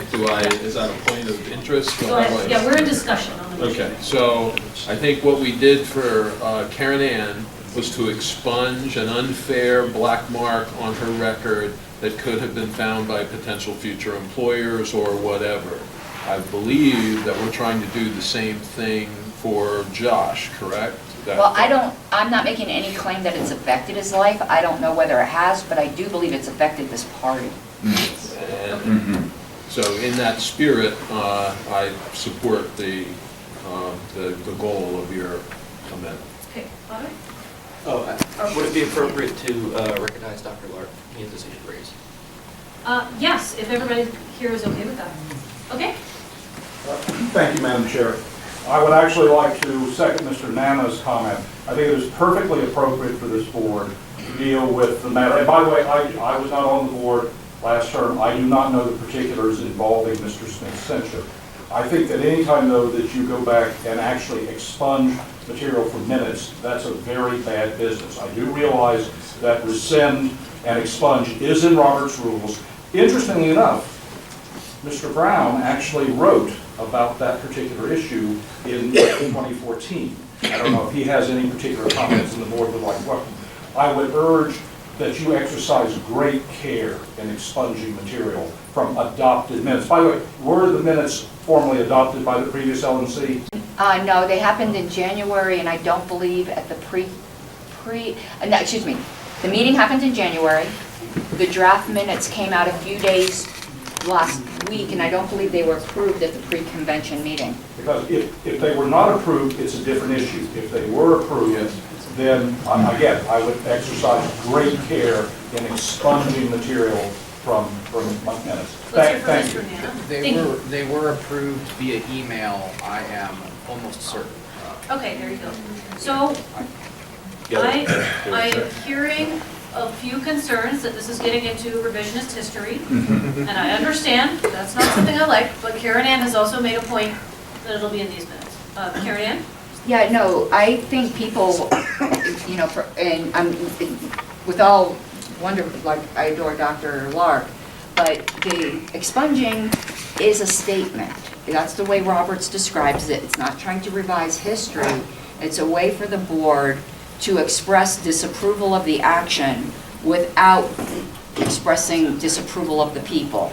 It's a way to officially say as an organization that this was something bad that happened in our history, and we would like it not to be there. It's not revisionist. It's a strong expression of disapproval without censuring the people who did it, which just leads into an endless cycle of I'm going to censor, you know, censor, censor, censor.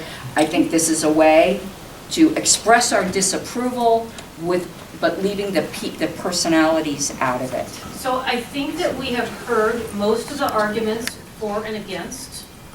I would like us to go to a vote, if everybody's comfortable with that. Madam Chair, could I make a brief statement? Yes, if that's okay with everybody, we'd like to hear from Mr. That both Dr. Lark and Ms. Harlos are correct, but expunging it from the minutes does not physically remove it. It remains there, but it becomes basically a strong disapproval of what happened. But it is not physically deleted from the minutes. It still remains. Right. Okay.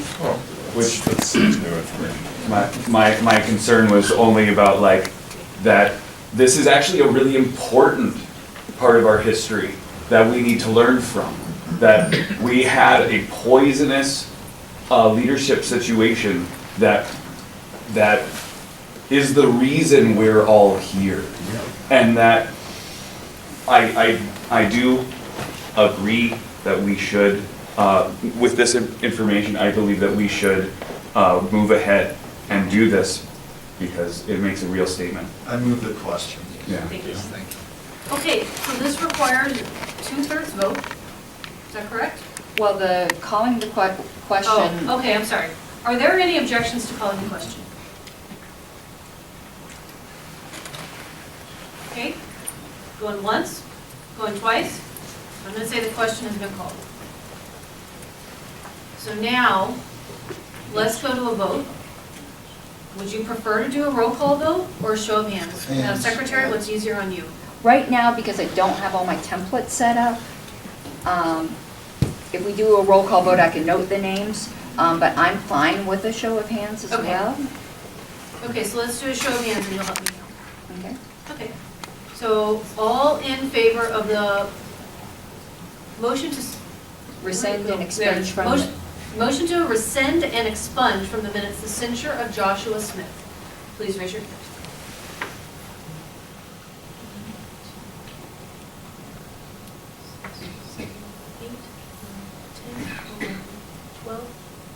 13, 14. All opposed? Any expressed abstentions? Okay, 14-0, motion passes. Did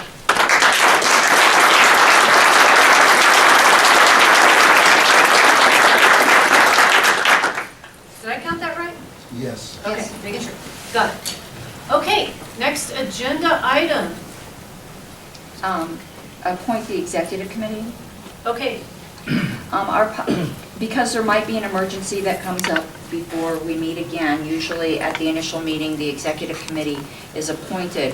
The executive committee, and I hope somebody's got note cards, because this is usually by ballot unless there's very few people who want it. But anyway, I hope there's note cards or pieces of paper. I'm going to pull up the policy manual. Executive committee is the 4 officers. How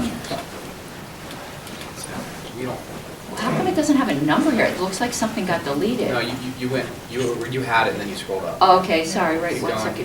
keep going, executive. because I'm trying to find it too. Oh, no, but it says plus any number of LNC members excluding Yeah, and it's alternates. also LNC chair selected, so like, she is within her rights to not have a Wait, ballot. no, that's the chair selection. Member selection is by the LNC. I don't know what. Oh, no, you're right. Yeah, Somebody, this is a weird edit because the LNC chair is automatically the chair of the executive committee. I don't get why, but anyway, traditionally it's been 3 additional LNC members in addition to the 4 officers. I could have sworn it said 3 in there, but it says any number. I also thought there was a number. Yeah, I'm pretty sure it's 3. I don't. The last time I looked at it, it's been a few months, it was 3. Yeah. So, Every executive committee I've been on has been 3. LNC chair selected. No, the LNC selects the members. It says chair is selected by you, but I assume you're selecting yourself, Okay. the chair of the executive. So let's get some ballots circulating, paper in the meantime. Hold our parliamentary inquiry. Yes. Would we be able to look into the edit history of this document? Not easily here. Yes. If the plan is to do 3, I think we're safe regardless. I would argue we should do 3. 7 is a odd number, which is good, so that you don't end up tie votes are odd. And if you're gonna do something else other than 3, I would suggest 5, which would be another odd number. The next person's one. But the executive committee is supposed to be small because they meet on a dime. And I agree with that. So I'm comfortable with 3, because we're already at 7. I know 3 is great, but are there 3 people here that insist upon it? Just give it to them. No. Yes, I would like Well, to. 3 people that say they want to do it. We're gonna open nominations. Okay, nominations are open right now. I would like to say. Dustin Manna nominates himself. I would like to nominate Brian Elliott. I accept. I'd like to nominate Rich Bowen. Any other nominations? Were you self-nominating, Mr. Ford? Well, I'll self-nominate too, but I'd like to be on it. So right now, we've got Dustin Manna, Brian Elliott, Rich Bowen, and Pat Ford.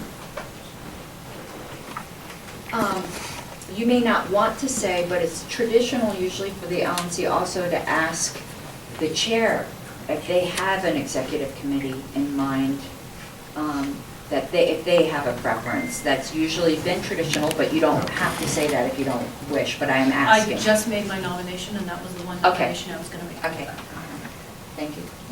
Okay, so we've got 4 names. Yes. I'll nominate myself. Okay. Okay, we've got 5 names.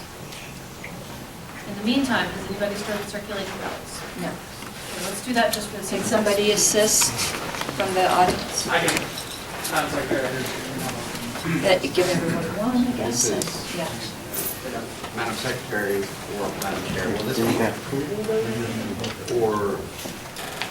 That's a good question. Historically, how do you count the votes?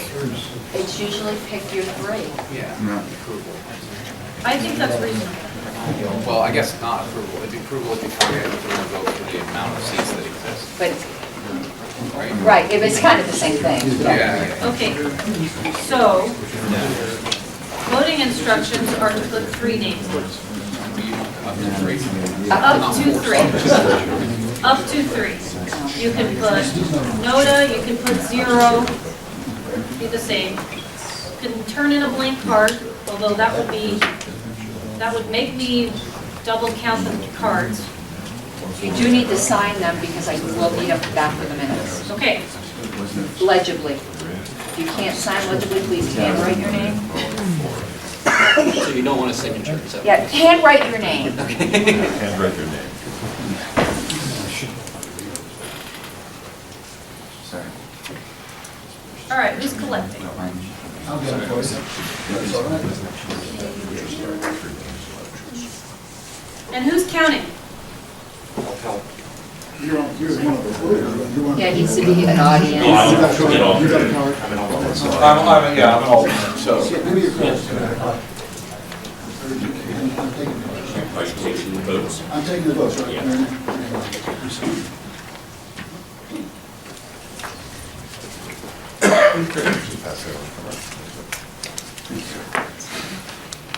No votes here? Wait.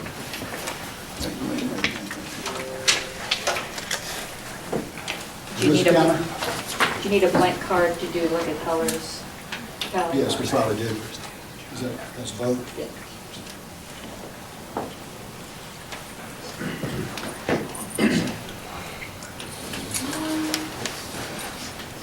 Are you Sarah County? Yes.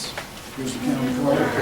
Okay, we need to appoint APRC. Let me pull that up because there will be communications going out in the meantime that we'll need to go through. It's no more than 5 members, all LNC members. The members are selected by the LNC. The committee selects its own chair. And we've usually had 5. Madam Chair, just because this was listed elsewhere for the executive committee, it says LNC members, but the executive committee specifically excluded alternates. Is it my assumption that this would include alternates? It's always included alternates. Okay. Madam Chair, the indulgence of the board, Starchild just had a quick comment about the executive committee. Okay. And I'd like him to address the board if there's no objection. Does anybody have any issue with it? And how are we on time? This one's not signed on. One of these isn't signed. It might be mine, I didn't sign one.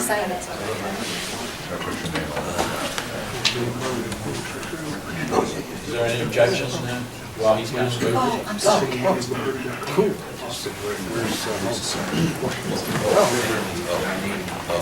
I always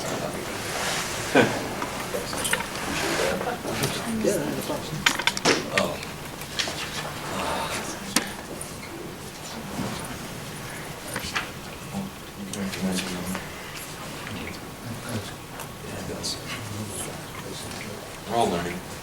Yeah.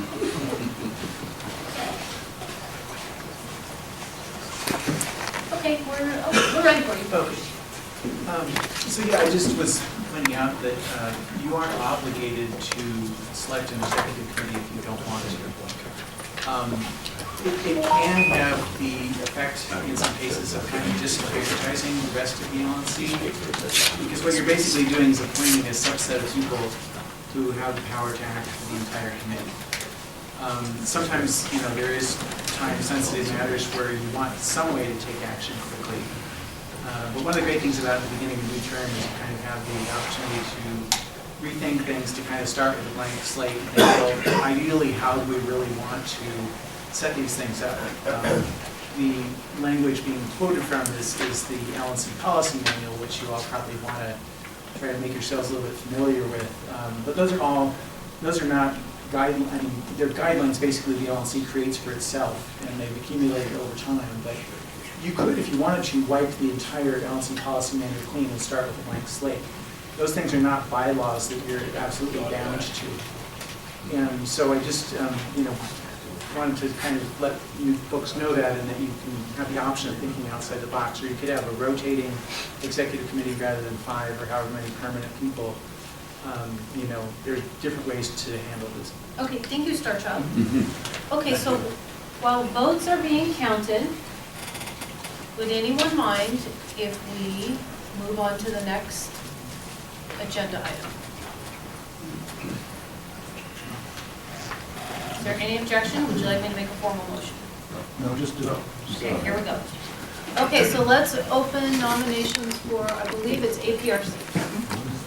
What's that? I can explain it a bit if you'd like, Madam Chair. Thank you very much.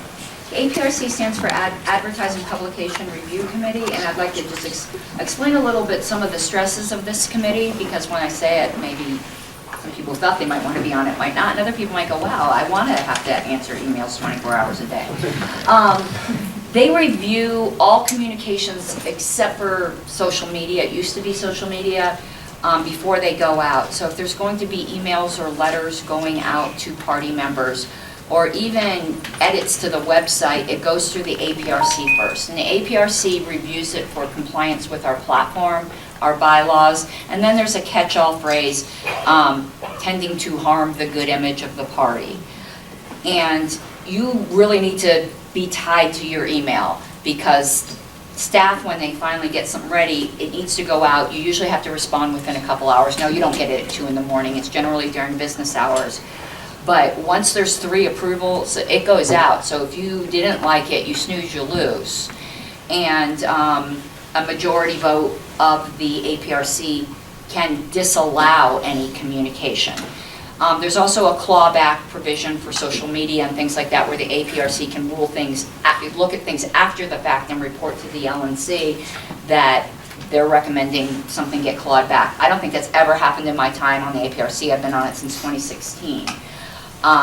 But it's a super important committee, and you really have to know our platform and bylaws really well, because those are usually the grounds on it. So. Okay. Point of Yes. inquiry. Let me do Mr. Michaela. Yeah. I want to nominate Karen Harless for the APRC. Okay, point of inquiry.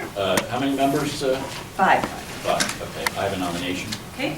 I'd like to nominate Pat Ford. Pat Ford is, had press credentials for the convention and is one of our best communicators, and it is his business. So I strongly support Pat Ford. Okay. I would like to nominate my alternate, Mr. Nepomuceno. Okay. I'd like to nominate David Bennett. Okay. Inquiry? Yes. This is for review, but not generation. Correct. Okay. Anyone else? Okay, I'm going to nominate Carrie Eiler.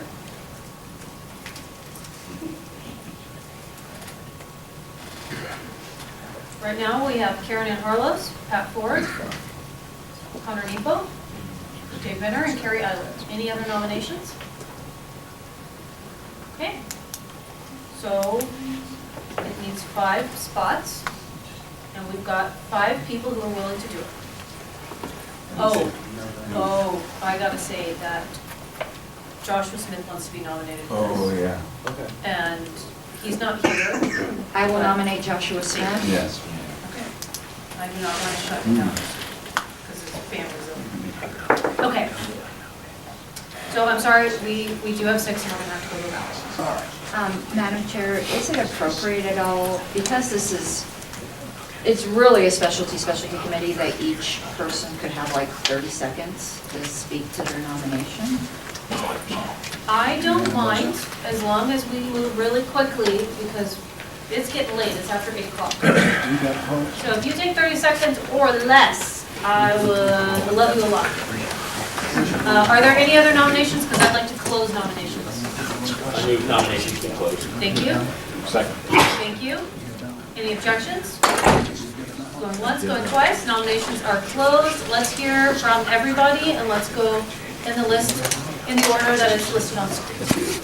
Okay, I've been on the APRC since 2016, and you may find this a plus or not. Stephen Nikela could attest to this. I've been pretty much the Dr. No on the APRC.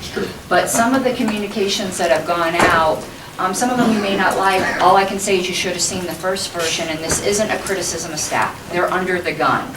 But when there's one no, they try to improve it, and a lot of times they do cure the objection. So if you want someone that's not going to rubber stamp everything, and is really thinking, what are the members going to think about, you want me. Okay. Let's just keep going down the line. Yeah, for those of you I haven't met, shame on me, but my name is Matt Ford.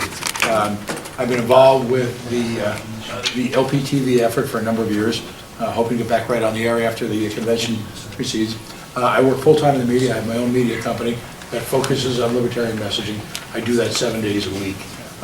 So my spidey senses on social media and the news cycle are very well tuned. I'm on this professionally 6-7 days a week anyway, so it's actually, of all the assignments, this would be my first love and challenge, and I look forward to working with Karen Ann, because in a lot of ways, she's one of the conscience of the party. Next. Yes, hello everyone, Connor Nepo from Michigan. I specifically sought to join the LNC for this position as I've had tremendous experience managing the Libertarian Party of Michigan social media. I have a passion for the platform committee and working on the language. And I also have experience in my professional career dealing with my coworkers and my superiors in the offices of giving feedback and providing creative and concept development for people. So my talents would not be wasted on this. Okay, Dave Benner. Yeah, Dave Benner from Tennessee. I absolutely want to join this committee too. This is my primary passion. I run the LPTN communications and very proud of our Twitter account. I've also been very picky and sometimes critical of some of the messaging that's gone on in the past. I would absolutely carry that same kind of candor into this office, and I'd ask for your vote. Okay, Carrie Tyler. I'm so grateful that Angela asked me to consider this role. I'm happy to do that. I have about 20 years of experience in working in promotions. I've written my fair share of copy in that time. I worked for companies you may have heard of, like Initiative Media and Nestle. And I'd be happy to help and learn more about our bylaws and become an expert in all of that, so that I can do the job. Thank you. Okay, and Josh, are you here listening? If so, feel free to speak. I am here, and I don't know if everyone can hear me or not, but thank you for giving me the opportunity. This is a committee that I spent the last 4 years trying to get on and getting shut out of every time. It's no secret that messaging is very important to me, and I have not been the happiest with the messaging coming from the National Party. I think this gives me a unique opportunity to be a part of that and kind of help craft what goes out and have a say in that. I also have a unique ability at my day job where I spend 12 hours a day able to take emails. And this position requires you sometimes to have a time-sensitive response to messaging that needs to go out quickly. So I have the time and the opportunity to do that even when I'm at my day job. So I would really appreciate your consideration for this. I've been purposely shut out of this position for a long time, so I feel like I finally have the opportunity to go. So thank you guys so much. Sorry I couldn't be there. I miss you guys.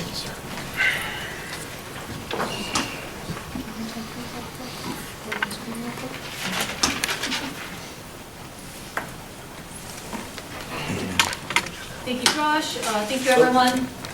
So, Sorry. go ahead. Madam Secretary, could you put the names back on the screen, please? I'm sorry. Thank you. Okay, so. Thank you, buddy. Our secretary is going to put the names back up on the list. I can do the counts screen. right here. Okay, got it. So the vote totals have come in for the executive committee, and she is going to post this. And our tellers, Martin Cowan. Here I am. I'm just collecting. Cowan is collecting ballots. If anybody else has a ballot to turn in, no pressure.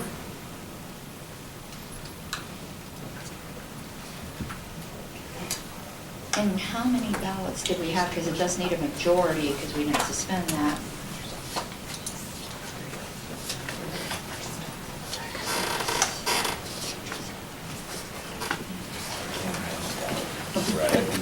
That would not be. Let's start here. There's 15 ballots, only Mr. Elliott and Yeah, I'll give Mr. it. Bowen got a majority. Okay. Would it be in order to suspend the rules to elect Stephen Nikela as the highest vote getter? Yep. So we don't have to do another ballot? I believe that motion is in order. I would second that motion.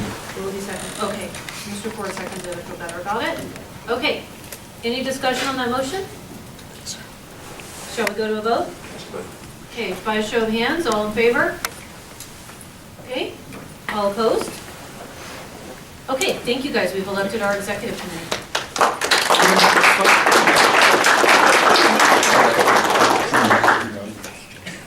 Where is Mr. Cowan? Here I am. Okay, there we go, there's your time. You stand it to our counter, who's this gentleman? Drop this.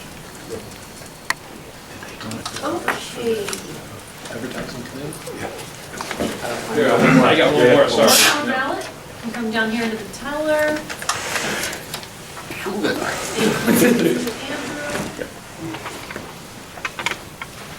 Okay, so I believe that while those votes are being tallied, we can move on to, is it the next to last item? It's the next to last item, I'm so sorry. To appoint the HPC chair, that is the Historical Preservation Society. Mr. Ford. I move to nominate Karen Ann Harlos. Second. Third. I move to vote her in with the clans. Second. Anybody else? Any other nominations? Okay. I would love to just move straight to a vote on this. Any discussion? No. Going once, going twice. Okay, all in favor of appointing Karen Ann Harlos, Chair of the Historical Preservation Society, please raise your hand. Fantastic. Anyone opposed? Fantastic. Thank you. Congratulations, Karen Ann. You are our chair of that committee now. And just FYI to anyone who's interested in being on the committee, the policy manual says the HPC chair appoints the rest of the committee, which is why it was so important to get that done so we can continue with LPDA, which has to keep going. Okay. And now, the next item on the agenda is appoint a temporary assistant treasurer, if it's okay with everyone. I would like to allow Mr. Hagopian to also provide some comments since he's the treasurer. Take it away. All right. I do not necessarily have a person in mind at this moment. I would like to ask one clarifying question from maybe Ms. Harlos. Can this person be on the LNC, or does this have to be somebody off of the LNC? It can be either, and it doesn't have to be temporary either. It's, sometimes in the past we put out a call for applications, but the FEC requires us always to have one. So temporary is optional. We can appoint someone permanently today, and they can be on the LNC. There you go. Okay. Okay. At a minimum, I would like to ask Brian Elliott to be my temporary assistant. I accept, and just for everybody who doesn't know me, I have 35 years of tearing apart financial statements for a living, and Todd and I have communicated some prior to this, but I'm highly confident that I can help him and we can get to the point where finance is not a fire. Okay. So now I'm going to take a couple comments. Mr. Hanna. Seeing as how he has a preference on it. Okay? Same. Good? Okay. Anybody else? Any further discussion? Connor. I would like to proposition someone. Would it be possible to have, for the position, would it be possible to have multiple people? Because I have someone very talented in mind, but I wasn't aware of this before. Well, this is temporary right now. The LNC could always, solicit applications and then move to a vote on permanent. Disregard my comment. Yeah. There you go. And I would say that I view this as a very temporary assignment as well, given the other obligations that I've agreed to undertake. Okay. So that you're very much in. So it sounds like we have a good short-term and maybe even long-term plan. Okay, so. Oh, God. Since Todd is not physically present, I'm going to make the motion to appoint Brian Elliott as the temporary assistant treasurer.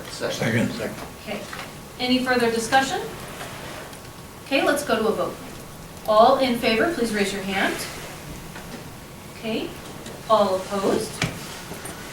All right, the motion passes, fantastic. And was that simple majority? That's what I thought, okay. The next item on our agenda is administrative announcements / requirements by secretary. Okay, I know we don't all, do you have any idea when we're gonna get our email addresses? I was actually gonna, after the meeting, ask if you had a list, and if not, then could probably compile one pretty quickly of the personal email addresses of those who need to have their LNC email addresses set up. Perhaps That we would should be pass a piece of paper Yeah, if we around? could get a very clearly printed name and personal email address, and then staff can facilitate that as well. Okay, Existing email addresses stay in place? Returning LNC members who already have an email address, your LNC email address should still be in place. yeah, this is just for new. You want it on the list anyway, Mr. No, if you already have an email address, it Don't worry doesn't about go it. away, yeah. So, my personal email is karenannharlos@gmail.com, easy. I need you, as soon as possible, even if you don't have your LNC email address up, to start compiling your potential conflicts of interest. Those are supposed to be done right away. It's been very subjective, what is that, but if there's anything you think you probably should say, it doesn't disqualify you, it just puts people on notice of potential conflicts. And what people have put on there is, your roles you may have in your state party or your county party, because one day we might be discussing issues with your state party or your county party, or other organizations. People put caucuses down, but it has been very subjective. But I can tell you, my advice is to over-disclose and not under-disclose. And I think I know this is going to sound somewhat snarky, but I think you all can forgive me for being a little gun shy. I think everyone here knows I have a monetized YouTube channel, okay? And I was elected with everyone knowing that. Okay, thank you. But if you have a monetized YouTube channel, that's probably something you'll want to include on there. Once you have your official email address, I will be sending you out these little training packets that I wrote a while ago that are just tips for new LNC members, like how email ballots work and things like that. That will be helpful for you, and I have a few for regionals as well, because some things are a little bit more specific to that. So, yeah, that, and a copy of the policy manual, even though it's on the website. I like to send everyone a copy of the platform, the policy manual, and the bylaws, which you should become very, very familiar with. And also to invite you, if you have any questions at all. My first, history is my first love in the party, and my second love in the party is education.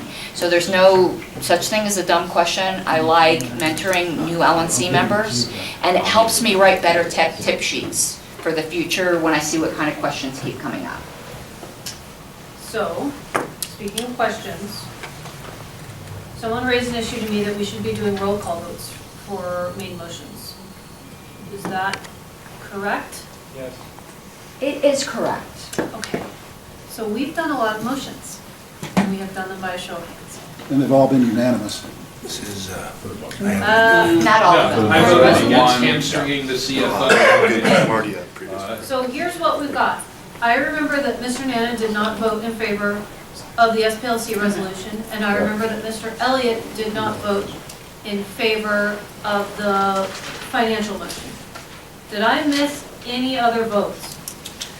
I am sorry to dump more work on you. No, that's easy enough. That's why I'm doing a recording as well. Okay.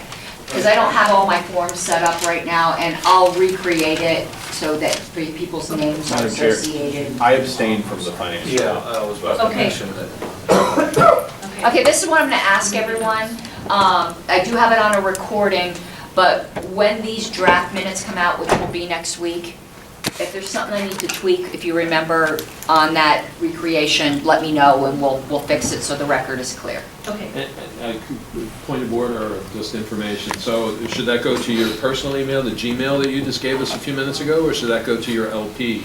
I don't have access yet, so Oh, that's right, you're new too, yeah. Returning from exile. From exile. Yeah.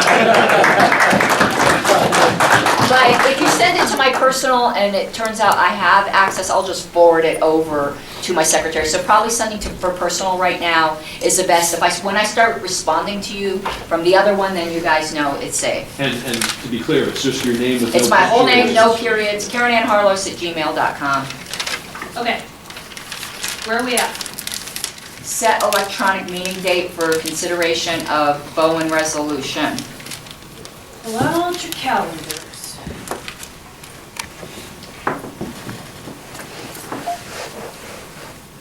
Now, I would like to do it in about 2 weeks. Doesn't have to be exactly 2 weeks, but it should be close. Madam Chair. Yes. I don't know what, right now, because by FYI, I do want to just openly disclose this. People knew I was the parliamentarian for for Brody Elwood and the Cordio board. My resignation as their parliamentarian was effective at adjournment sine die because I felt that would be a conflict of interest.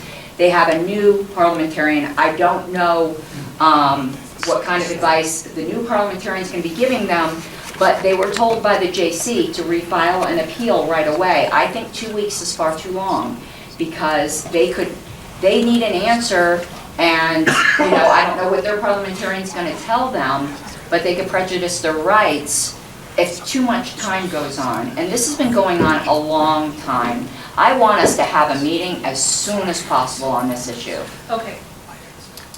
So we've got the Massachusetts motion that we're going to need to deal with, that issue, whatever the motion is going to end up being. And then we've also got potentially some financial stuff. Do we need to have another meeting as an end result of the motion that we passed regarding the loan? Anybody? Yes. I don't think so, but I do have a motion for a meeting date. Okay. Let's hear it. I'd like to motion for our next LNC electronic meeting to be held 7:30 Eastern Standard Time on Sunday, the 5th of June. And it's specifically just for this consideration of the Bowen resolution? Well, I think we could open it up and include, well, That's going to be, there's it's going to be a gonna be lot of empty. people who want to talk. yeah, then I think it'll be This is just for gonna be this a long consideration. meeting. Are we going to consider, if we can open up the amendment that we talked about that needed to be workshopped amongst us? I have no idea what you're talking about. Okay. No, I really, this was, I mean, we could add that, but my motion, well, I think probably just that, because this is gonna drag out. I think that that's reasonable. So there's 3 things in the hopper here. Massachusetts, resolution, and if there's any financial matters, I want everyone to be comfortable with the way we deal with it, which I prefer to be a meeting, not an executive committee meeting. If it's an emergency, we'll handle it, but I don't want to start off business that way. And you think that we're not going to need a motion for any financial stuff. Brian? Sorry, repeat the question? We were not going to need a motion to deal with any financial stuff because we're trying to not spend any more money.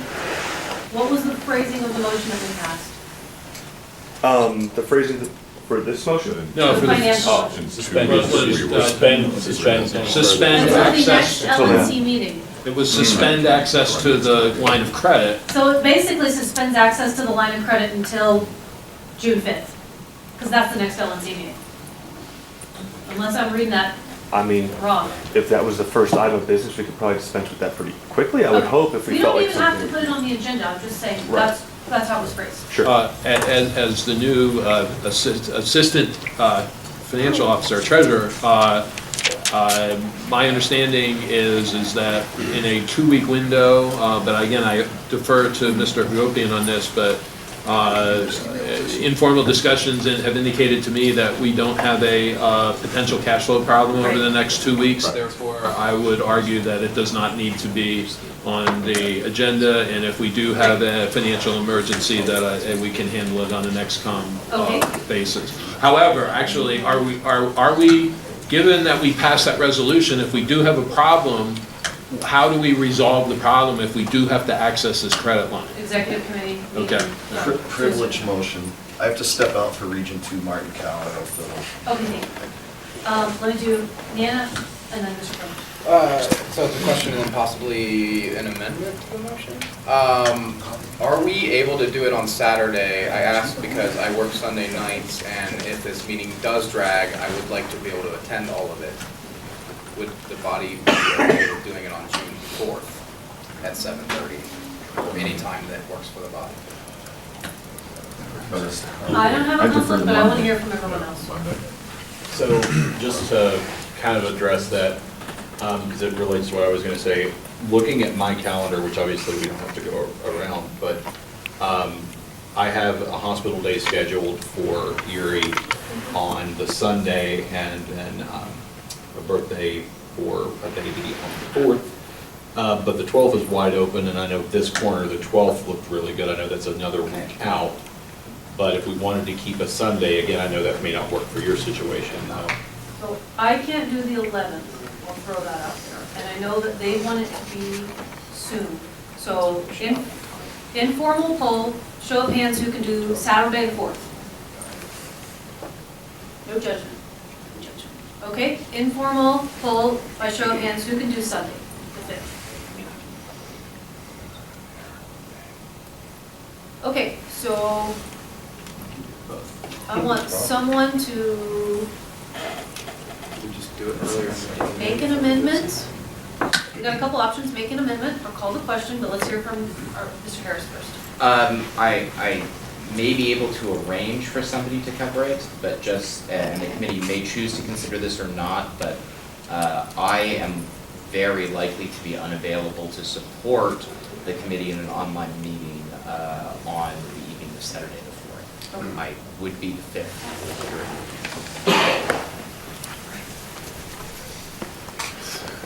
Could we amend it to be earlier than 7:30 then, so that I really would like to be there. I was on the last board, I'm familiar with this issue. What time would you need? I mean, anything helps, anything earlier, the longer it is earlier, the longer I'll be able to be there. I mean, like, if you did it at like 5, I would hope that it doesn't go long enough that I'm able to stay there the whole time. What's your cutoff date, or time? So I work at 10 p.m. It's better if I can jump off around 9, but if I have to stay on, I will. I just, I want to be able to give the meeting my full attention. I think it's a very important issue. But I am only one member. Is this a motion to amend it to 5 p.m.? I don't want to make an amendment that messes up other folks' ability to attend. Well, I'm reading the room right now, and there's a couple of people who might not make it, but I'm not seeing any protests or anybody throwing. 5 p.m. Eastern. Okay, do we have a second? Second. The 5th. Sunday. Sunday. Sunday at 5 p.m. 5 p.m. Eastern. Did I hear a second? I did. Okay, do we need any more discussion, or should we go to a vote? Going once, going twice. Okay, we're going to a vote, and it's gonna be... On the amendment? Yes. All in favor of the amendment? All opposed?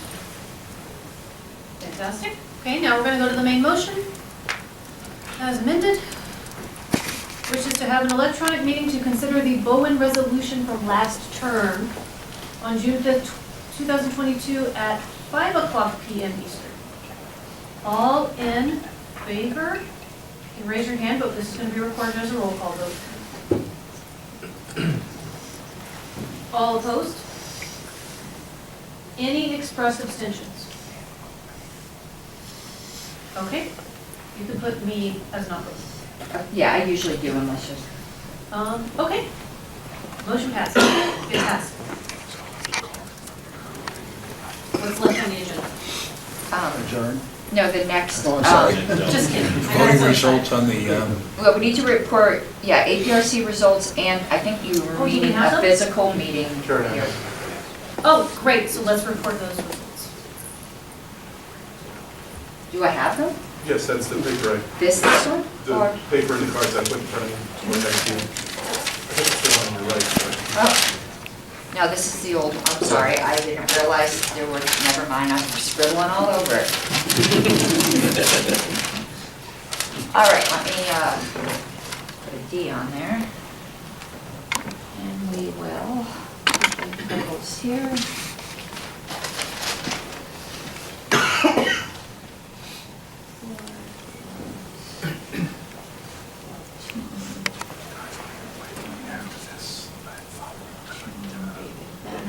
personal privilege while she's putting that in, Madam Yes, Chair? please. Just so everybody knows, there are going to be, at the directive of the chair, there are going to be other committees that Yes. need to be filled. I just want to let everybody know that the 2021 audit is completed. I don't know if everybody got it in time, and probably the new members may have not gotten it.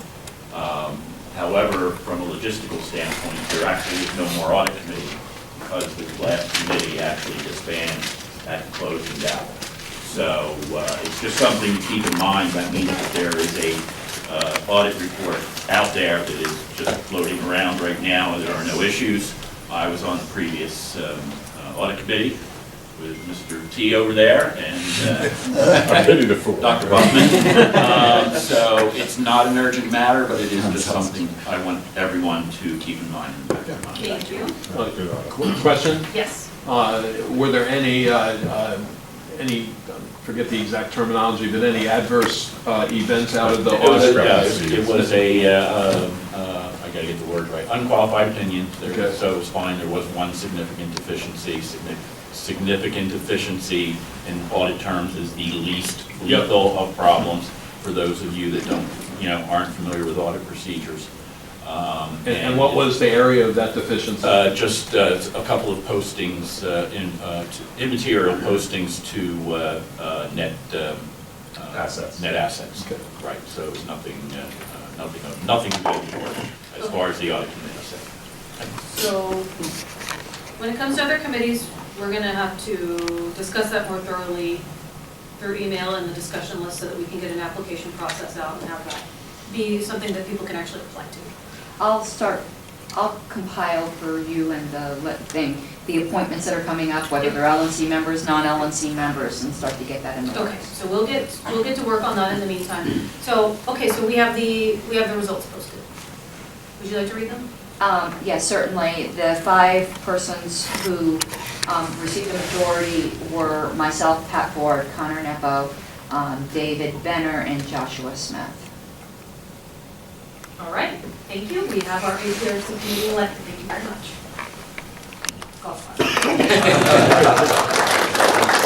Okay, oh my goodness, down here, set date and location for next meeting. Yes, Mr. McKay. So I would like to ask Tyler, how's weather in DC in a few months?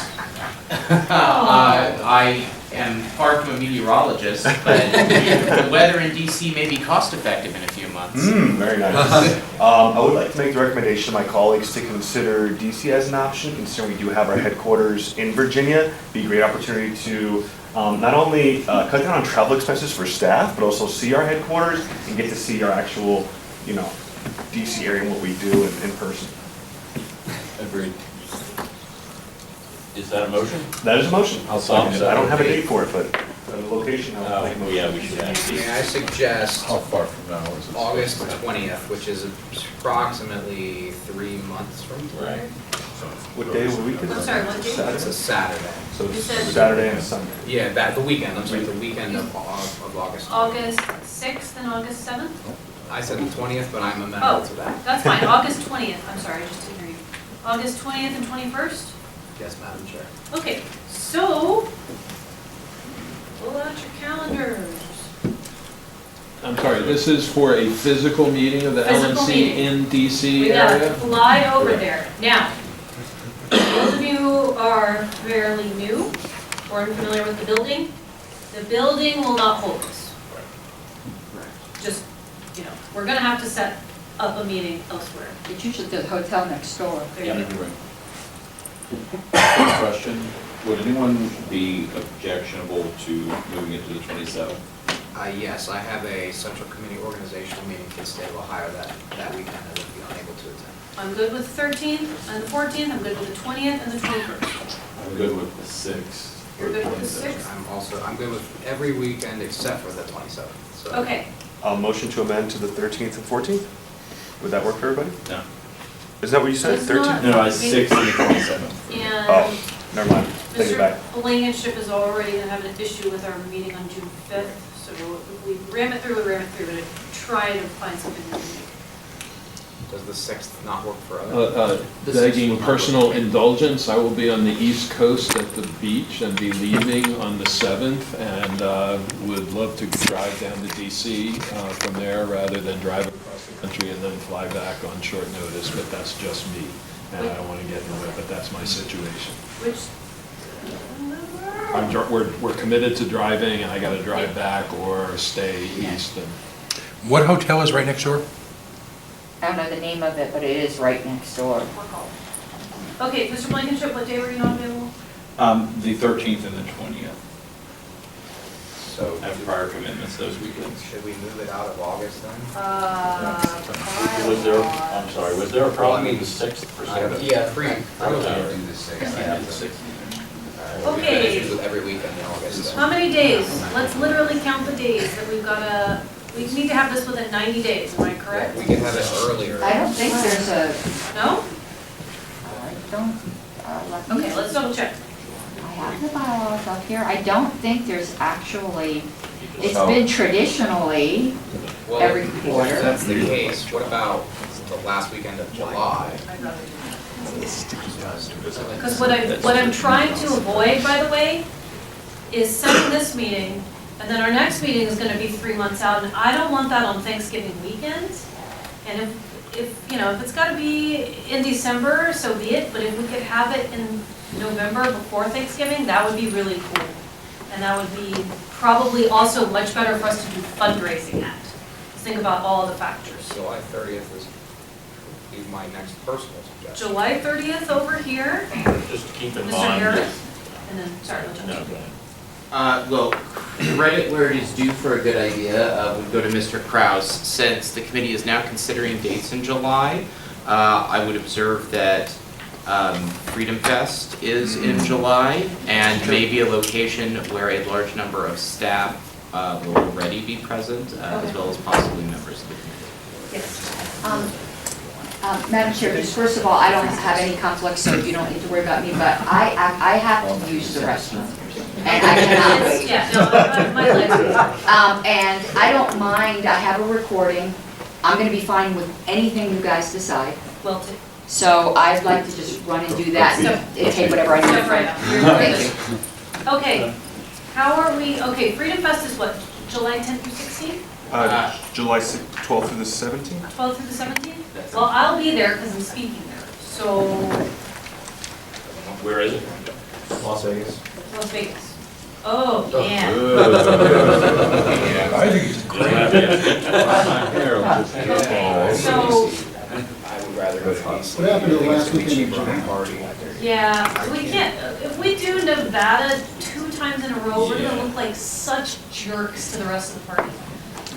Madam Chair, Very convenient. while we were discussing this and the secretary's out of the room, sometimes the hardest, in my experience of being on the board, and any board, not just this one, the hardest meeting to schedule is December because of the I holidays agree. and Thanksgiving. I don't want to do So this. we have had good luck, and I have had good luck with always with the first weekend in December.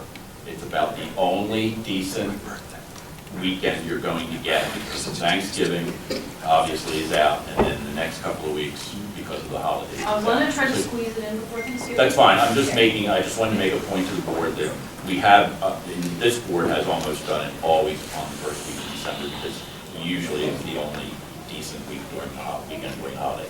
That's not to say we can't do it before. Mr. Ford. As much as the doubling up in Nevada would be uncomfortable, what I've learned in the media is, particularly for an emerging organization that hasn't gotten much media, or the media it deserves, sometimes going to where the media already is one of the best options available.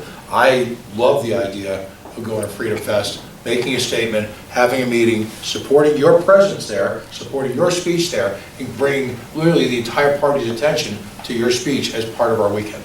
Okay, question, and then I'm going to go Mr. Yan and Leo.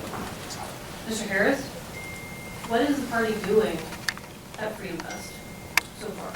Presenting a main stage panel Okay, do you know what day? General session main stage panel, I do not know the day off the top of my head, I'd have to research that with staff. We will have a breakout session panel and a general session panel, both on the main stage. We will be exhibiting in the exhibitor hall, all of the days, but of course that doesn't require a full So staff. what I don't want to do is set a meeting for Freedom Fest and then find out that we all have to be on stage, myself included. Very fair point. During the meeting time. So I don't actually know if it'll work technically, even if we put everything else aside. Thoughts?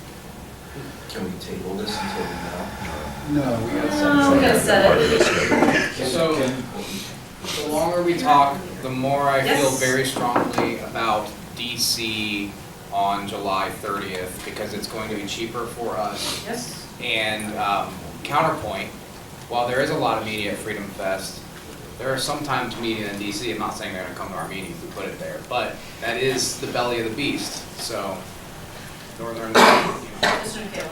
I'd like to go to DC, not in the winter. Okay. So I'm thinking either end of July or maybe the first week of September. I don't know, maybe we can take a poll and see what would be more appropriate for my Rather colleagues. do end of July, but let's, and I'll get to why. Madam Chair, Yes. the convention committee is still in effect, though, may not be in effect then. Actually, I'll bring it up anyway. Our convention is in DC. Yes. In 2 years, although I know there is some talk that you want to kind of take a look at that contract, revisit that contract from the prior convention, but it might be another reason to do DC. It is. There's never enough times to visit a venue between now and the next convention. Correct. So Okay. I would leave that out there. Sorry, I'm just No, confused things. no, you did not confuse things at all. How are we on July 30th if it's in DC? Can we- That's good for me. Can we live with this? None of this. Someone's gonna be missing. Okay. Yeah, it's not, yeah, my daughter has a hockey tournament that Okay. weekend, it's not a big deal. Okay, And what's the time obligation? 2 days The in weekend. on site? the weekend. So I recommend that you get in Friday afternoon and you don't fly out until Sunday evening, preferably Monday morning. Okay. Okay. Are we okay with July 30th? Okay, let's, do we need an amendment? yes. Okay, who wants to make that amendment? I'm right here, So I might be able to do that. Whoops. Okay. Oh, now you're in it. She's recording it, so she can always edit That's that later. okay, let's just, Wait, was let's my just write a motion little seconded? note. Did my motion have a second? What is the motion? Andy? Then it wouldn't. A different day? Thanks. Well, she's recording. Okay, so we've got, it's been moved and seconded to amend it to July 30th, but let's take a look, let's get both dates in. Everybody looking? 30th. Okay.